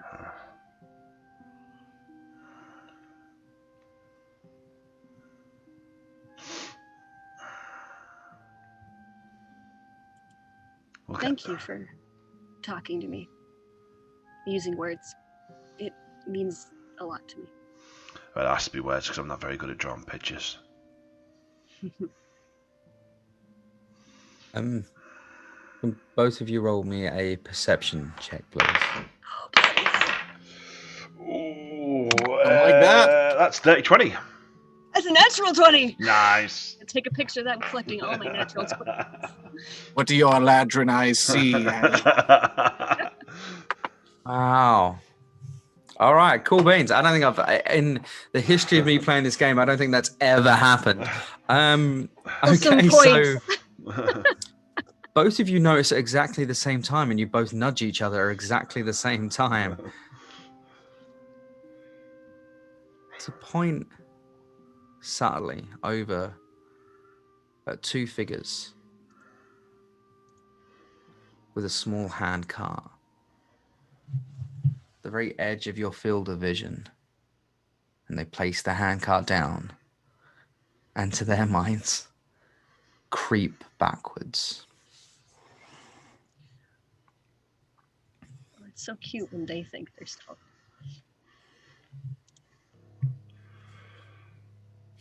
What's that? I'm as quiet as possible. Are you seeing what I'm seeing? I'd like to, I'm going to go get a closer look, just a look. I'd like to try and stealth across. Across the clearing? Follow the tree line round, kind of a looping route. Yeah, of course. Yeah. That's a very interesting word that you use there, and we will 100% come back to that later on. But roll me a stealth check, please. That's a... I can't do maths. 7 plus 6. 7 plus 6, 13. Yes, I can't do maths. I had a brain fat. I'm going to prep. I'm going to just prep some spells just in case for cover and hide. So, again, to your mind, you think you are very stealthy as you around the edge of the forest, dying across the small pathway, of course, to the other side. Now, you are now on the... You're roughly about 30 foot away from the cart. Let me just double check something. Yeah, you'll be able to see. So from where from where you are, unless you want to creep super close, but from where you are, there's bodies on the back of this car. Sniffing the air. How does it smell like rotten bodies? You're familiar enough with the smell of death to realize it when you smell it. Where are the two figures now? Can we see them? Give me a perception check. That is 26. 26. Natural 20. You don't see them. You do not see anyone else.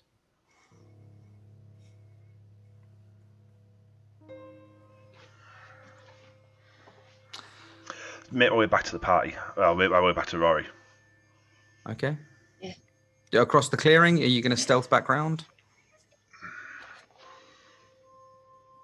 Yeah, it has to be stealth. It has to be. Give me a stealth check and give me another 21. perception check. 21 please. for the stealth check and 12 for the perception check. Okay, good Just to know. one last look. You managed to stealth back a lot easier, certainly, than you did on the way there. Perhaps by treading the same path, we will say, for the sake of your dignity. Broken the trees. And you managed to get back to Rory within the space of 5 or 6 minutes, there and back. Do I hear him just... Do I hear that 13? You heard him crash away. You didn't hear him crash back as much, but you definitely heard him crash away. Rory. Yeah. Go wake the others. All right. How far away are they? From where you are, they're a couple of foot behind you. That's pretty close. DM, would I have gotten that long rest? I'm gonna go wake him up. If you remember what Rory said, Yeah. he said he waited for an hour before he started talking to Ma. That conversation went on for about 15 minutes, 20 minutes tops. You have been asleep for, we'll say, a generous hour and a half. Shit. A short rest, at least for them.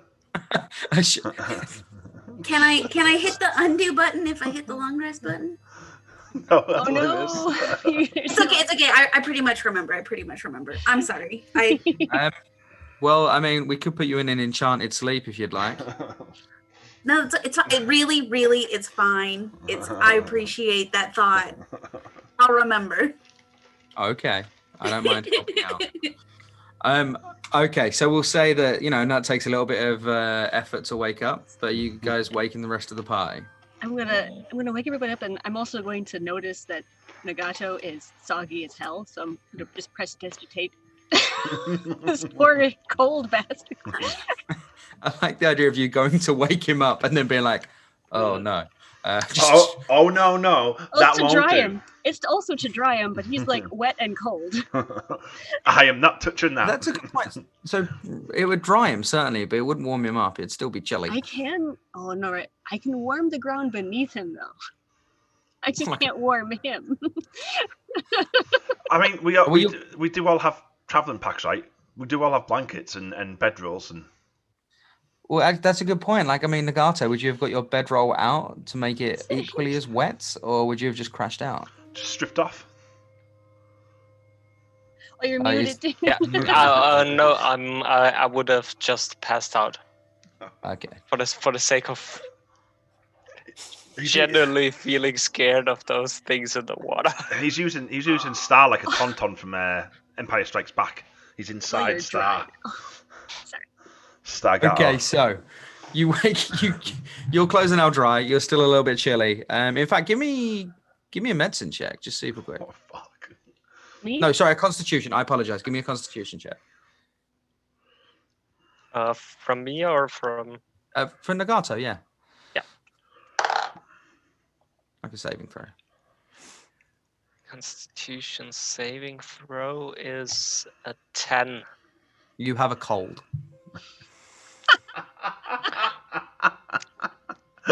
We all laugh now, but we wait till he sneezes in the middle of a stealth roll. 6 feet!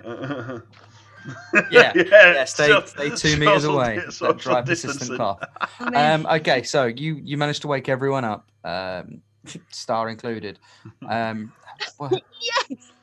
Star apparently has narcolepsy for this entire campaign. What's going on, guys? It's like he's got a whole world in his head right now. Yeah, Pip sleeps easily these days. Guys, What's wrong? there's 2 men with a cart of dead bodies.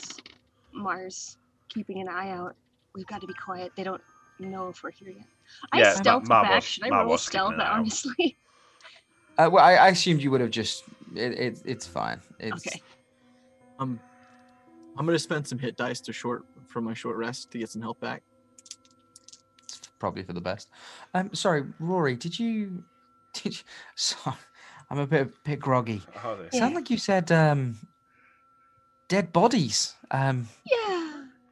Oh wait, did I see that? Yeah, I think I told you, didn't Yeah, I Oh think yeah. Okay, you told me. I would have told you. Like, oh crap! Did I just totally metagame that? Yeah, dead bodies. Cart full of them.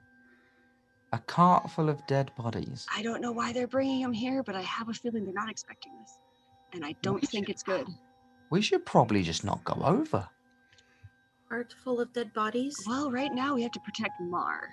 He's being patient and nice enough to wait for us. He So, was he was throwing he used dead bodies to lure out what was under the water. I don't think they're feeding it, do you? Some kind of weird pet? Ugh. That would Anyone have a explain roll? something. Sorry, Nagato. What? Explain what? Oh no.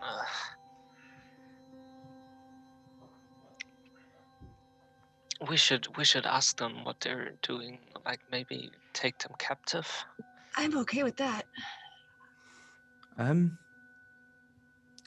Sorry, just convince How many Mar. were there? There was just 2. We need to get one of them for question. that. Should sneak up on them. I can be stealthy. Oh, Hold Hey on one buddy, second. how about I take this one? Hold on one second. I'm going to wait for Luke to sit back down, and I'm going to send a message to Mar. Because I can do that now. Yay, cantrip. Yay. Mar, you hear my voice in your head. I've woken the party. We're wanting to take one for question. Tell him. I can only How see many? Do you want us to meet you up there, or do you want I us can only see the cart. maybe you should stay hidden and flank them if they attack us? I'm going to get closer again. Stay hidden. why are you pointing? I'm keeping message up with Mar. Oh. He's going to. I'm going to keep this message open. He's going to see where they went. I think we should Okay. We should stay here by the cave opening in case they come this way. Sorry, Mar. Do you want a stealth background then? Uh-huh. Come on, baby. Oh, that's better. 24. So, traveling the well-traversed path, you managed to stealth all the way back round again. So, I'm assuming you want to cross the path, right? So, there's a gap in the trees. So, there's the road that you guys initially came in on. Mm-hmm. So, do you want to cross over onto the? And the cart's on the the other side. the cart's on the far side of that. Yeah. I'll stay this So- side for now. Just watching the cart for a second. I just want So, this side of the road, yeah. Yeah, like so. If the cart's here, Mm-hmm. I want to be this side, just watching it from now, from the other side of the road. Absolutely fine. I want to give it like 5 minutes, see if the people come back. Okay, that's fine. What I will tell you while you're waiting though, within those 5 minutes, the bodies in the back look dwarven, and there is something pinned to the side of the car. Fuck.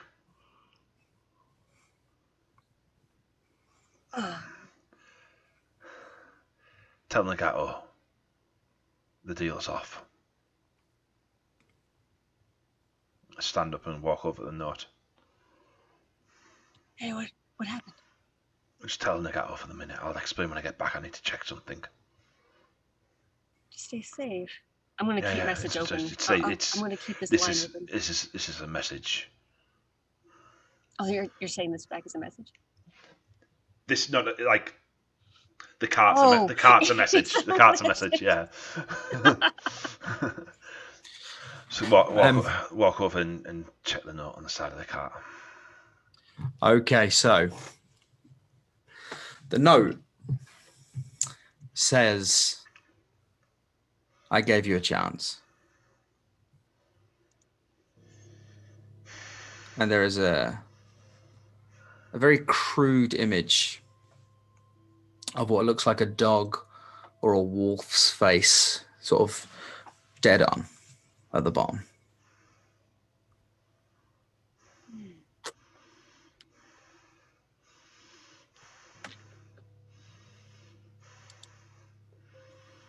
Take the silver ring, put it on top of the bodies.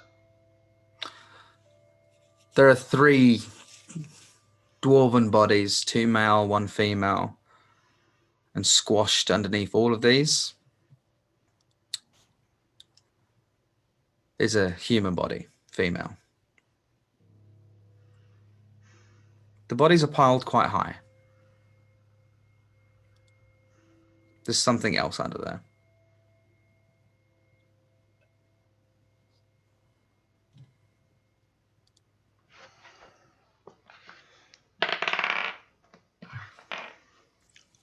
Shift the body slightly to see what it is. Are you sure you want to do that? 100% I rolled for it.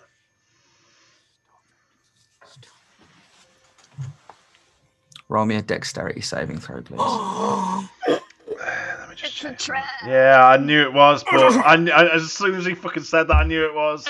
Line is open. Line's open.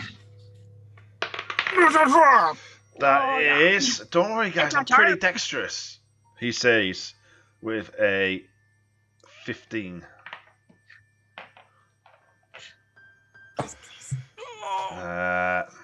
Give me a second. Oh, he's getting out the dice. Oh god. Why is that? Is that a tear? Did he just wipe a tear?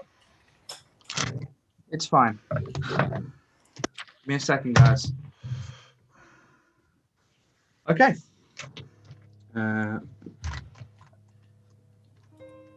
First thought was this thing's gonna. As soon as there's a note on it, like this thing's gonna explode. No, it's something worse. It's something more insidious than that. This is the worst. Flesh to stone, isn't it? Mars now becoming a statue. This mysterious DM roll is brought to you by this picture. No. Is it? Oh, you're right. What if it's a? What if it's a basilisk that's just freaking on it for no reason? Disintegrate. Surprise basilisk. Disintegrate. It's someone yeeting a gnome at you in return. Mate, that's fine, because I'm going to catch it and I'm going to beat whoever set this trap. I'm going to beat them to death with a gnome. I'm going to find I'm going to find a naughty gnome. I'm going to kill that naughty gnome, and then I'm going to use that naughty gnome as a gnome star or a gnome hammer. I don't like how many times you use the word naughty. The naughty gnome is actually the name of my next bar. I don't like it. I'm just thinking of the gnome mecca from Gravity Falls. Yes. Welcome to the naughty gnome. Oh dear. What was that one's? What was that one gnome's name? The really creepy, weird one. Wait. No, Pip! Stop making that face. You're rolling a 20 die. It was Schmeggy. Schmegulok. This is where the body... You know what makes me more uncomfortable is that before we went live, Pip specifically said, "I will not fudge any rolls today." It's fine, guys. It's fine. Even his nat ones. He's my trap queen. Fucking shrug this off. Gonna make that roll. Sorry about that, guys. I just had to do a quick bit of maths. Oh Jesus. It's like 2. Oh, so I like counting. You place the ring on top of the body as a sign of respect, and you notice that there's something not quite right. There's something underneath it, and you just shift the body. And as you shift the body, just a moment too late, you see the pull and the click. This thing just explodes. Bodies and wood flying everywhere. And you try to duck out the way. The power of the explosion is just too much. Wood, bodies. Fuck. Shrapnel. Just been hurt like carve into your body, scratching and gouging and pulling at the face. And you take 58 points of damage. Oh, still up. Oh my! I'm just gonna. I'm running. Sehan's bow. All of you Running. see this explosion. Star just running. Bolts. I'm Still running. up. Yeah. Running. Second that happens, stand back up again. Wherever the fuck you are, wherever you are, I will find you. I will gut you. I will tear your fucking heart out and feed it to you. You fucking scum. I'm assuming he's still like smoking, like bleeding onto the floor. Blood everywhere. Just out of interest, just for the sake of RP, how much health have you got left? 20 HP. 20? Yeah. Okay, yeah, so there is blood. The blood is pouring down him, but he is standing up and, yeah, smoking. Mar, do you know why they would do that? Yeah. What happened? Why did the bodies explode?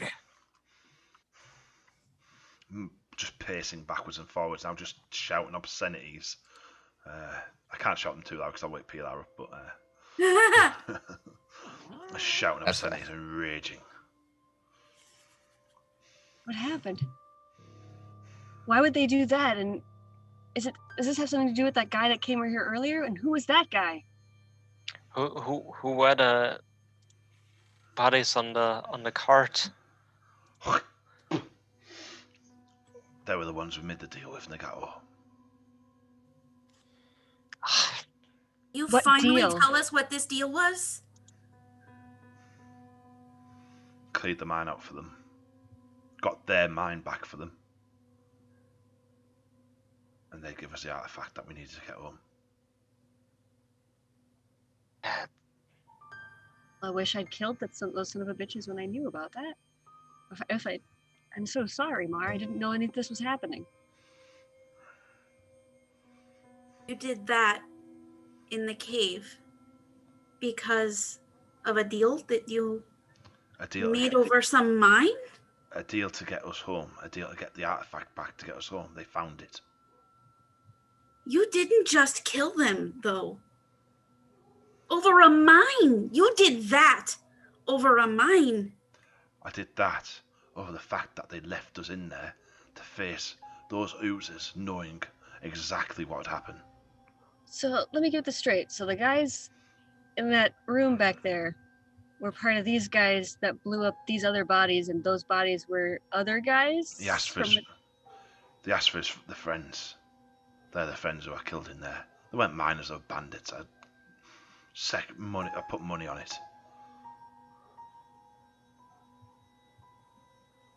So, whose side are we on? I don't Our know. side. It's us and that's it. Where did you find their encampment? It was off over in the clearing, me and Nagato, when we were on watch. We saw the pale-faced person out in the woods. We followed them. Led them to the dwarves. You now follow it the seems- mysterious figure into the woods? Yeah, now it seems that our friends are growing, or our allies are growing thin while we made some new enemies.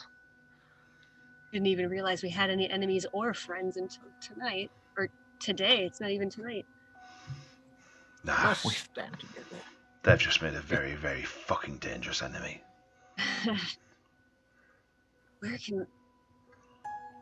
What do we do now? We had We've to. not even been here a day yet, guys, and we've managed to make a bunch of enemies. Is it us? I'm gonna take a step towards Nagato. So it might be the us. two of you went off while you were. When did this even happen? When you were on watch? Yes. When So the we two were of on you watch. who were supposed to be watching while the rest of us were resting, the two of you decided to go off and leave us and abandon your post and make a deal on behalf of the rest of the party without even talking to any of us. And you just decided to make this deal without talking to us. We took a watch. We saw something. We followed it. And that is what happened. Are you sure that they have the artifact? Somebody has the artifact. They described it. The coincidence of having two artifacts that look like that. They said it was in the mine. Said they've got it. Well, then we need to find them.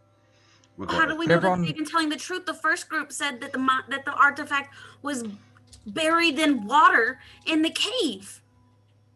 I'm sorry, could everyone roll me a perception check, please? that's lucky not blue die. good. 14. 10. 14, 10, A 18. dirty 20. dirty 20, 17. 17, and Nut, 18. 18. Okay. Gouda. While everyone's having this discussion, around this smoking crater, something catches your eye. Up in one of the trees, just off to the left-hand side, so the tree going deeper, so the start going deeper into the forest, that side, you see a tiny creature about 4 foot high, frog-like, just grasping onto the tree, just sort of looking down, peering down. If it wasn't just for the sake of it catching the light, it would have been completely camouflaged into the tree. Everyone, we have a visitor. We should go say hello. It's polite. I'm going to point over to... I'm actually not going to point. I'm going to say, just over there. I'm going to describe it because I don't want to bring attention to the fact that I know where it is. Okay, yeah. Just over my left shoulder, or over my right shoulder. So I'm going to turn around towards them. So it was on my left. So Yeah, so over my right shoulder. Not the side of the clearing, the other side. Just over there. There's a strange amphibious humanoid clinging to a tree. I'm just gonna keep eye contact with Nagato. We shouldn't ignore it. How big is it? About 4 feet tall. It's going to turn and stare at it. But no, don't. All right. It just pushes itself just slightly off the tree to get into a more, less comfortable but an easier position to move around, and just leans down and stares back. Big eyes, huge eyes. Spit a little bit of blood, but keep the eye contact of it. This thing is very frog-like. So when I say it smiles, it's a mix-up between cute and terrifying, depending on which side of the coin you choose to land on. But it's adorable. I bet it's adorable. Immediately want it. I don't. And so it just looks down and just, are you injured there? I want it. Wanna turn away from Nagato and slowly walk towards it with my hands up in a non. It very quickly moves its head around to Nut as you walk towards it. Follow Nut. I'm also Hello. going to follow Nut because I want it. I want it now. Hello. Do you hello have there. a name? Well, of course I do. They call me Mcgonagall of the Surefoot. Do you have a shorter name? What? It's kind of a mouthful. That's what they call me. That's my name. Mcgonagall of the Surefoot. My I earned name, this. my name is Nut. Nut with a K. Nice to meet you, Mcgonagall Nut. That's cute. Do Your you? friend looks pretty injured there. Perhaps I could help him. No, I'm fine. You can help him? I can try. I want to insight check him. Okay, Yeah, sure, go for it. He's really cute. Andres just. Oh, killed I have me. advantage on insight checks too. Oh, good. We should just throw you at inside checks on all of them. Just All of them, always. That's All an of them. 18. This thing, creature, whatever you want to call it, Uh-huh. wants to help. Yes! For my own peace of mind, Pip, how sexy is it? It's like a 9 on the cute scale, about a 4 or 5 on the sexy scale. Thank you. where are you from? I'm from here. Good. Do you know what's going on with this whole mine? People fight over that thing all the time. I think we're on the same page there. We're from out of town. We don't know much about that. I'm gonna sit down on the ground, crisscross. This thing is still up the tree. It's not coming down. That's okay. Could we offer you some food? To come join us, it's impolite to be far away from your guests. Oh, that's very true. But you need to understand that I might want to help you, but you might not want to help me. Why would we want to help you? Well, there's some pretty interesting folk in these parts these days. We've met them. We're not from these parts. No, you don't look like you are.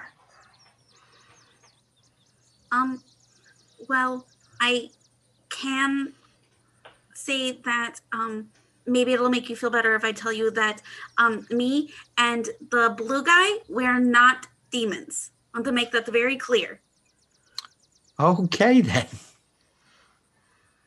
Yeah, Star will walk up at this point and just sort of look up, just not really seeing anything quite like this before. Just, what did you Star, say? don't be rude. Don't be rude. Just sit down. I wasn't gonna be rude. You Hey. haven't even introduced yourself. Be polite. What have I told you? I'm gonna like jab him with my stick. I introduced myself. I'm talking to him. All right, I wasn't gonna be rude. Hey, buddy, what did you say your name was again? I'm Mcgonagall. Mcgonagall of the Surefoot. Oh. Can I just Okay. call you Mcgonagall? I think that's a title. Is it a title? I'm a Mcgonagall. I'm a Mcgonagall of the Surefoot. That's what they call me. Okay, so it's not your name, it's just what you are. No. Are there other McGonagalls of the Shore Fair? No. They call me Surefoot. I earned this name. How'd you earn How it? did you earn it? I'm the best tracker around. Really? Huh. Did you happen to see the two who carried the exploding cart this way? Of course I did. Which way? Good. Clutching onto the tree branch, he just points down at the ground, roughly 40 feet away from where the car exploded. I think you'll find them just over there. Drop off the axes and just stomp over that way. You see you see Mcgonagall of the Surefoot flips back over to the top of the tree and sort of crouches down behind it, between the branches, almost camouflaged. Because you've seen it, you now know it. You now know he's there, but without that, very good at what he does. Yeah, you stomp over. You see 2 bodies covered in shrapnel, pierced up and down. Someone did not properly measure the blasting powder in their device. The blasting jelly? Is that what you said? Blasting jelly? And begin to search bodies, put the accident and search the bodies for any clues, any. Give me an notes. investigation check, please. I'm going to yell out in Aquan. Sprechen, Aquan. Sprechen Aquan. I want to hit you right now. a little bit. You can't. Flat 15. What did you get in your investigation? I'll come back to the. I don't even know how to deal with that. I couldn't always be German now. Flat 15. Yeah, cool. So searching through them, you don't find anything of note. Identity? These 2 bodies have been stripped down. No coin no coin purses. Sorry. No food pouches. Nothing. They were wearing green, brown, what would be described in modern terminology as camouflage. The only thing that stands out is a grey plume tail, white tipped at the end. Both of them carry this, both of them tied to their belts. Sorry, a tail, did you say? A grey tail, white tipped at the very end.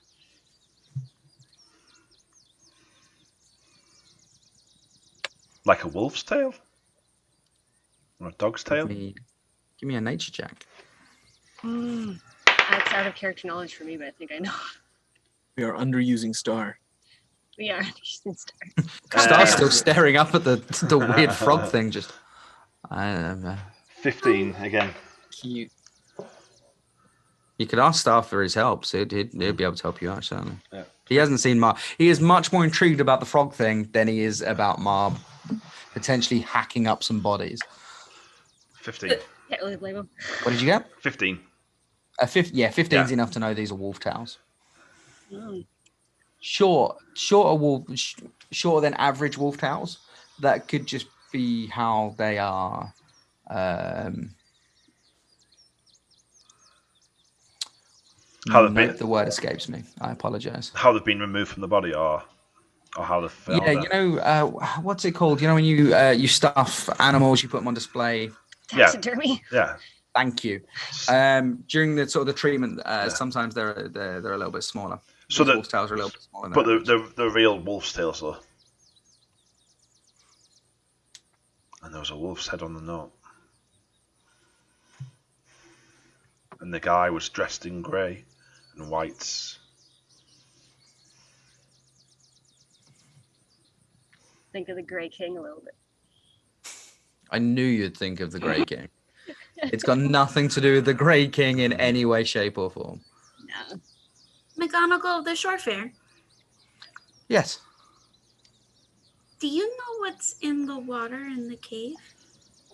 It physically recoils. I wanted to ask that, so yes, thank you, Nat.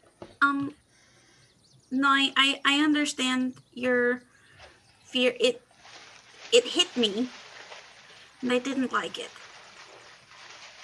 It's not very nice. It's not something that we Mcgonagalls talk about. Has it hurt you? Not in a long time, because we're not foolish enough to go in there. Somebody told me recently that it's okay to have feelings about things. I understand that you're afraid of it, but there's something in there that we really need to get. You wouldn't be the first people to go chasing things that they wanted in that mine and come to a sticky end. No, we don't care about the gold. There's a thing in there that we need. What could be so important that it's worth risking your lives for? our way home? Because it's life and death for us. Well, I'm gonna it's more lean- death than life. The bandits said someone flooded the mine 3 weeks ago. Are you saying the creature has been there for more than 3 weeks? That thing has been in there for 6 generations. The same thing. It doesn't die? Not that we McGonagalls know about. How long is a generation for you? Oh, we tend to live around 15 years. 15? 90 It's years. an awful long time to live, but we pack in a pretty powerful adventure while we do. I want to keep him. Tell me, Mcgonagall of the Surefoot, could you heal my grandson? I could certainly try. Also, Sprechen Aquin? I'm sorry. What did you say there? All right. Nothing.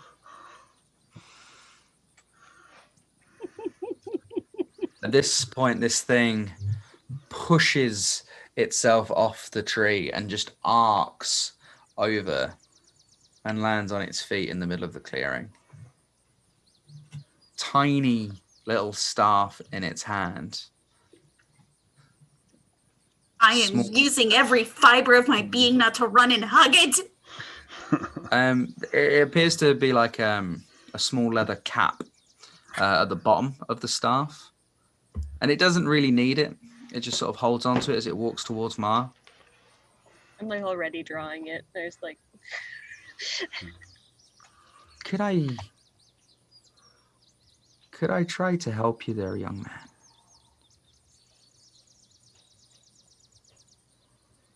Hold up one of the wolf's hills.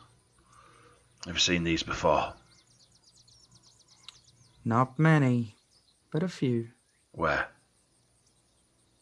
Around these parts. We don't know where they come from. We don't know where they camp. But they appear to originate from Leaf.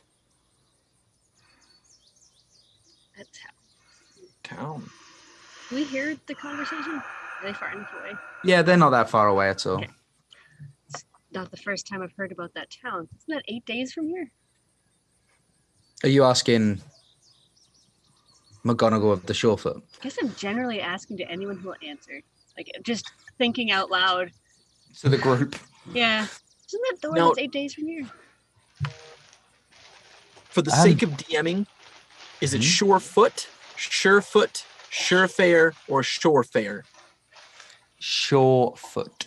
Short foot, like their foot is short. Sure. S-U-R-E. Sure. F-O-O-T. Surefoot. Surefoot.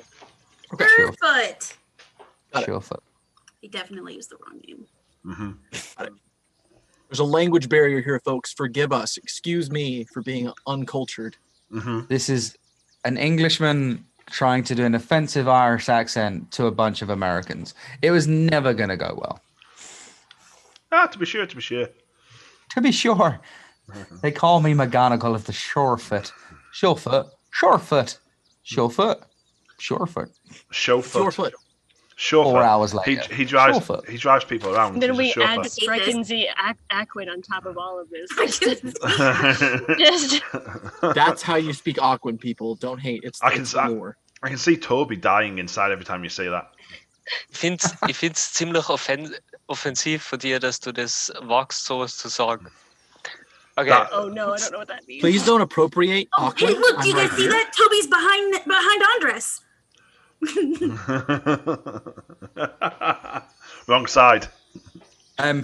Okay, so with that, what do you guys want to do? Mara, you're going to let Mcgonagall of the Surefoot help you. You're still holding up the wolf's tails. Fine. Do we? He means don't- thank you, Mcgonagall the Surefoot. I don't need you to speak for me. Well, you weren't being polite. At this point, you see Mcgonagall sort of the Surefoot look around. Let's see here. He has a tiny brown leather, well, you'd call it a pouch on his hip. Satchel. Again, almost completely camouflaged into his skin. Fanny pack. And he reaches into it and pulls out 3 berries. Now, young man, I can give these to you, or I can just place them on the ground and you can pick them up yourself. How small is he? He's 4 foot. Don't you fucking dare! Don't punch. Don't worry, Don't kick the baby. No. Ma takes a knee, kneels down, takes the berries from him. Thank you. Take those. I can guarantee you'll feel grand in a few moments. He's giving you 3 good berries. I was going to insight check him. I was afraid it was going to be poison. Homie's giving Mark goes LSD, down he's about dead. to trip. Each berry kills a death saving throw. It's fine. Relentless endurance. Back up. Oh yeah. Yeah. That thing Oh, I you can- remembered it this time. Yeah, I remember this time. So yeah, that's 3. He's giving you 3 good berries. That's what, 3 HP? Yep. Massive. That puts me up to 23. Hey, he's trying his best. He's adorable. Leave him alone. At the same time, I guess I'll use second wind. I guess. Leave him a Bulbasaur of the Surefoot alone. Oh, that's slightly better. That's a 6 plus a 2, 8. How are you feeling now? Oh, so much better. I thought you might there. Is there anything we can offer you? Well, us Mcgonagals, we have a need to help people. It's what we do. Get some Meeseeks. We love the Meeseeks. Would you like me to help you with your golf swing? We can certainly help with that. I just need help on my short game. Don't mind. Yeah, he says that. Yeah, the McGonagalls need help helping. Have this need to help people. It's very kind of you. We are in somewhat of a conundrum ourselves. We want to get back home. And are there more of you? Well, of course there is. Is it possible with your camouflage that you could seek out the encampment of the people who sought us harm? I could certainly try. No, We would be very grateful. no, we're going to that town. You see him almost fold in on himself, just fighting some sort of internal battle. Okay. Will you be here? No, leave it. We're going to the town. You've asked me to do something. I must do it. I have to. Listen to me. We can go around, take out as many camps as you want, smash it up, spend all the next.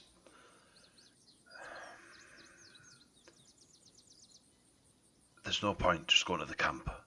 We're going to the town. We're finding the bastard behind this. And we're getting the artifact back.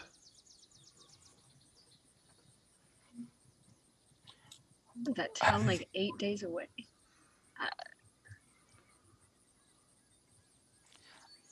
I could lead you to the town, if you'd like. That would be lovely. Oh, That's why I Like a got tour? my name. Do you know of any shortcuts or? They don't call me Mcgonagall of the Surefoot for nothing, you know. Then why did they call you Mcgonagall the Surefoot? Aren't you listening? He earned it. He earned it. I earned my name, so I did. I can find paths in the most dense of forests There we to go. wherever you need to go.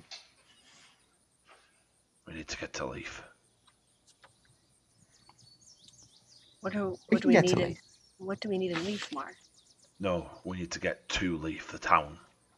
Yes, that's what I mean. What do we need in there, in the town? That's where, and I hold up the wolf's tail. The bastards behind this, that's where they're from. Mm. We can wander around trying to find the camp, or we can go straight to where they live. It's true. How do we know that's where they live? It's the only town. That's where Mcgonagall has just said.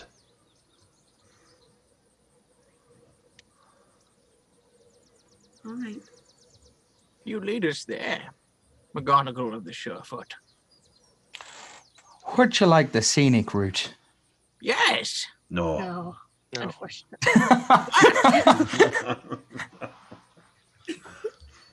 Show I'm us sorry, the fastest Dudo. way there. But some other Exactly time the we'll do same this. thing. We'll do scenic route. Old man. We haven't got time for the scenic route. All right. I can take you there. Of course I can. But that doesn't mean it won't be a pretty route. Well, I do need to make a quick stop off if it's okay with you. You see, us Mcgonagall, we need to do the right thing. And I've already promised something to someone else.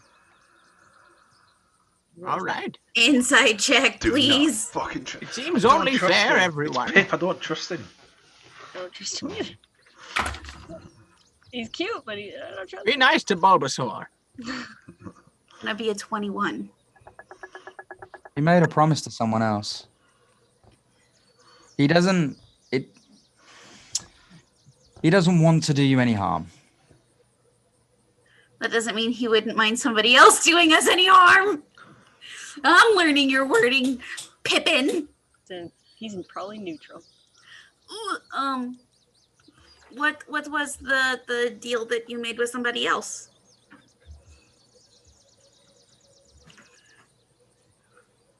He told me not to tell any strangers. But we are friends. McGonagalls always say, it takes more than 5 minutes to make a friend, even if it'll last a lifetime. What about 6 minutes? You have such short lifetimes. 15 years, young lady, is an awful long time to be here. I'm 87. At which point, McGonagall of the Surefoot literally slowly turns towards you and just looks up at you and just, I'm sorry, how old did you say you were? 87. 87. Rory, tell him. And still kicking. Oh. I don't think he needs to know that. How did you get to 87? Unless you're joking. A high in fiber diet, exercise, and the love of your grandchildren. Well, you see, I don't have any children. I decided not to. I respect your decision. I decided to devote my entire life to finding pathways through my world. Hence your name, Surefoot. Hmm. Fascinating. I'm going to whisper to Nut, how badly do we want to know what the other man said? Because I can definitely make him tell us. I'm just gonna nod my head yes to Gouda. Oh, way to make an enemy. This is what this feels like. He's just gonna wait a little bit. He's gonna sit on this. Okay.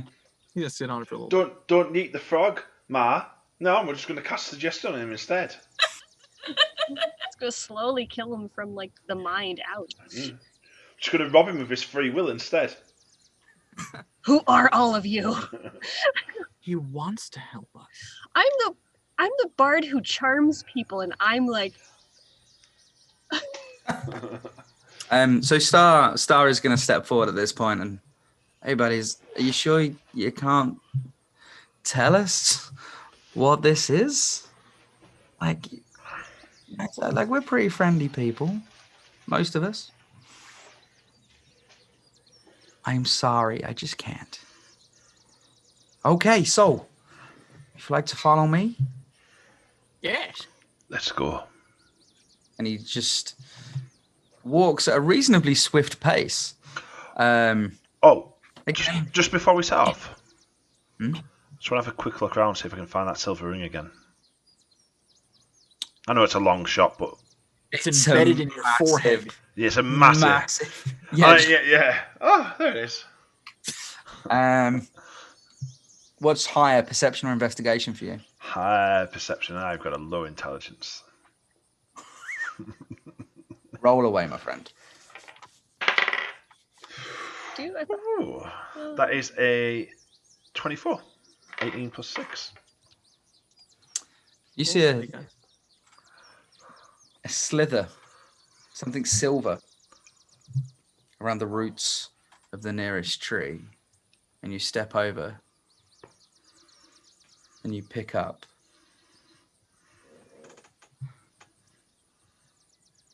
what appears to be a fragment of what could have potentially have been a ring.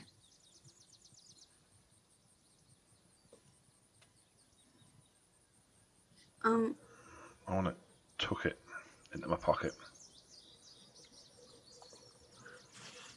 Well, he grabs that, and I gesture to Nagato to step away from the group for a minute.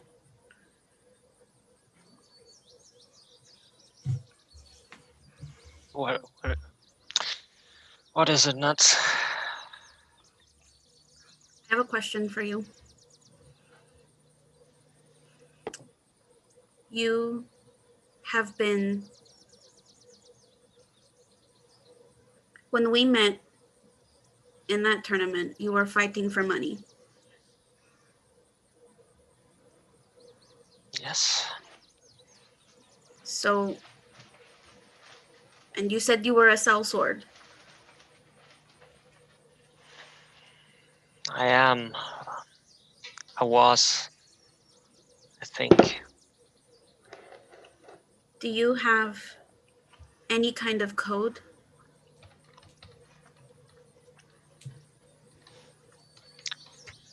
Pull on my sword.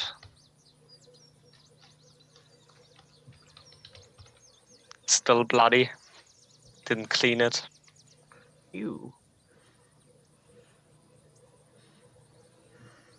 You were underwater. So, I used to have one. I don't know. It has been strange days, weeks.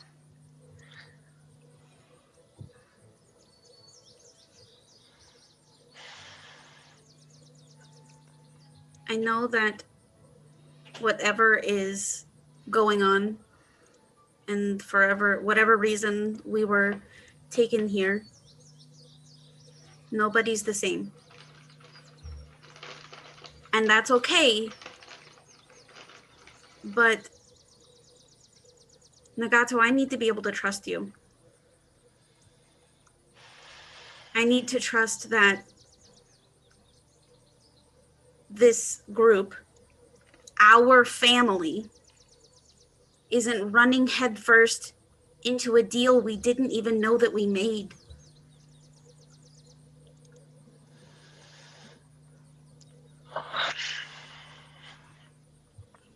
I understand. Believe me, I do. I to be honest, I don't trust myself. I mean, you've seen Mar, he's out of control. Doing my best to keep him alive. And Gouda is...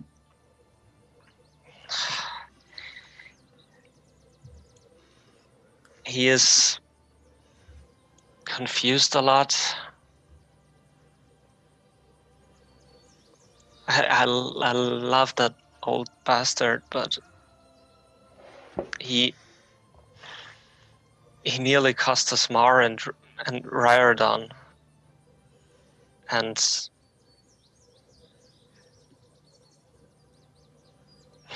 I mean, you know I love Star. And But I yelled at Gouda and earlier when we fought those guys outside,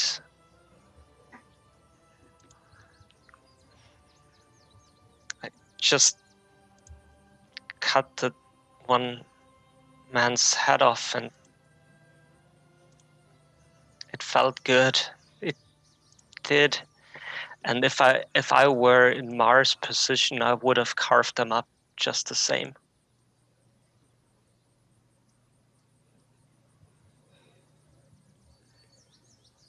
at this point, I know that you're trying to keep Mar alive, but I'm not so sure he wants to stay alive at this point. And I think that maybe we should put a little bit more trust in Gouda. And Rory's been through this before, you know, moving to a different place. Today was not a good day for our family. And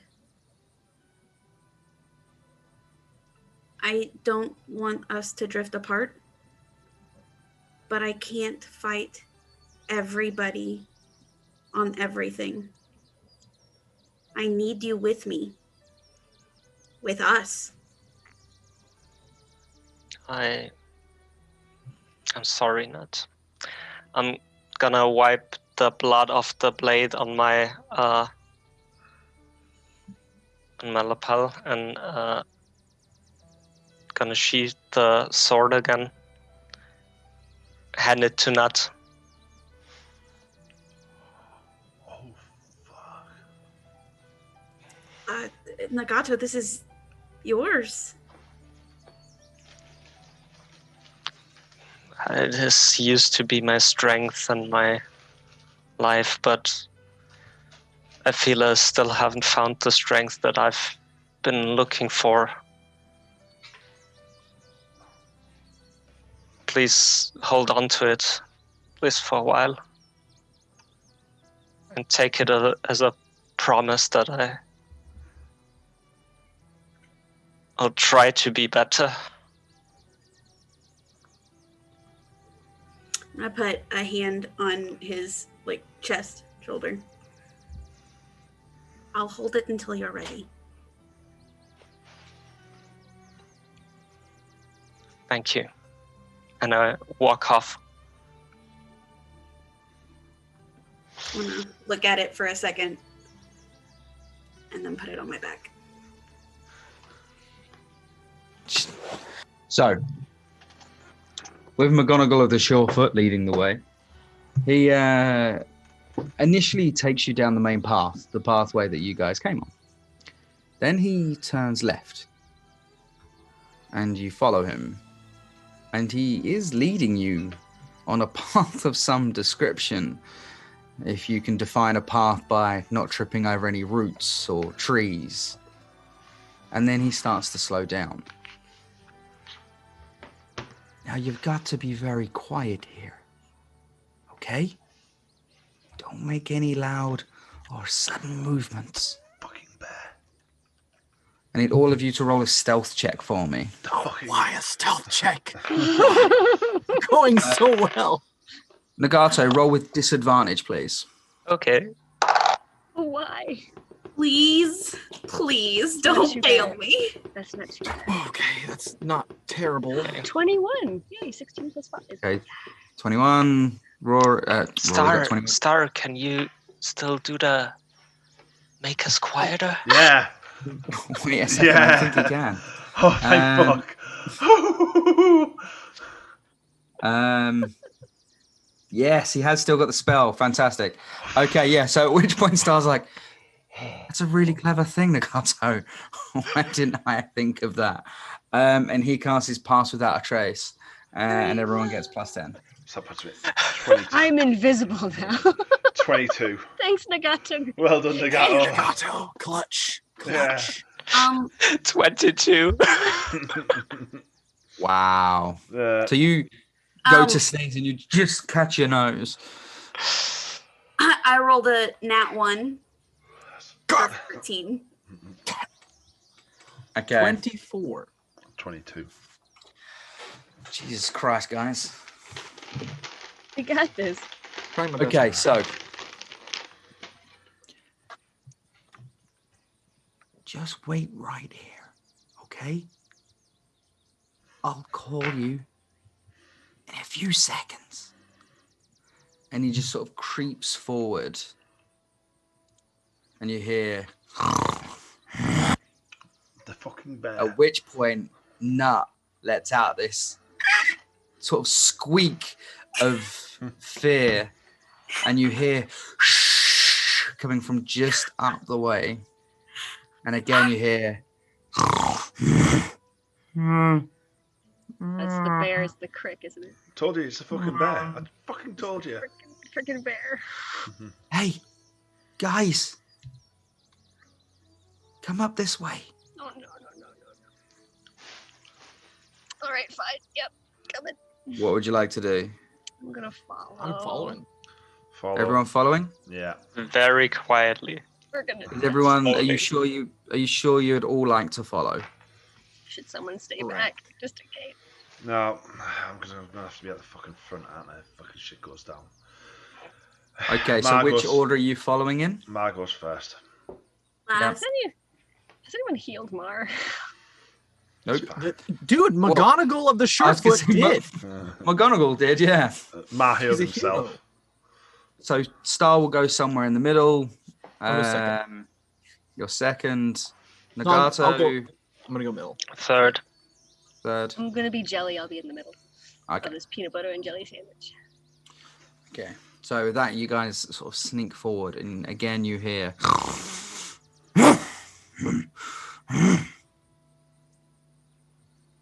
And that's where we'll end today's session, folks. Oh, Well done. oh mate. We'd like to remind everyone to follow us on Twitter and Instagram at Clash of Quests, all one word, and Clash of Quests on YouTube for extra content and any updates on any amazing additional content we may have. If you or anyone you know is interested in cultivating beautiful original pieces of artwork or just wants something gorgeous to look at, look no further than our art director Addie's Instagram and Tumblr. Username AddieVin. That's ADDYVIN. And please check out her webcomic, Unit 418. Her work is fantastic. She's a wonderful writer. Please go look at it. Be sure to check out our podcast, The Forever DM, on Spotify, YouTube, Anchor, Twitch, Breaker, CastBox, Apple Podcast, Google Podcast, Overcast, Pocket Cast, and Radio Public. I need more names on there because that's getting too easy. We'd like to once again thank those involved in the creation of our beautiful new intro video, whose music was custom written and performed by none other than Mike Hallenbeck, whose voiceover was performed by Don Krosnowski, and whose motion, graphics, and animation were done by our very own Addie. Sign us off, Pip.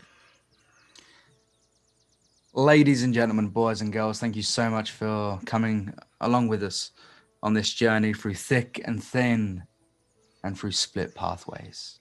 We will see you next week.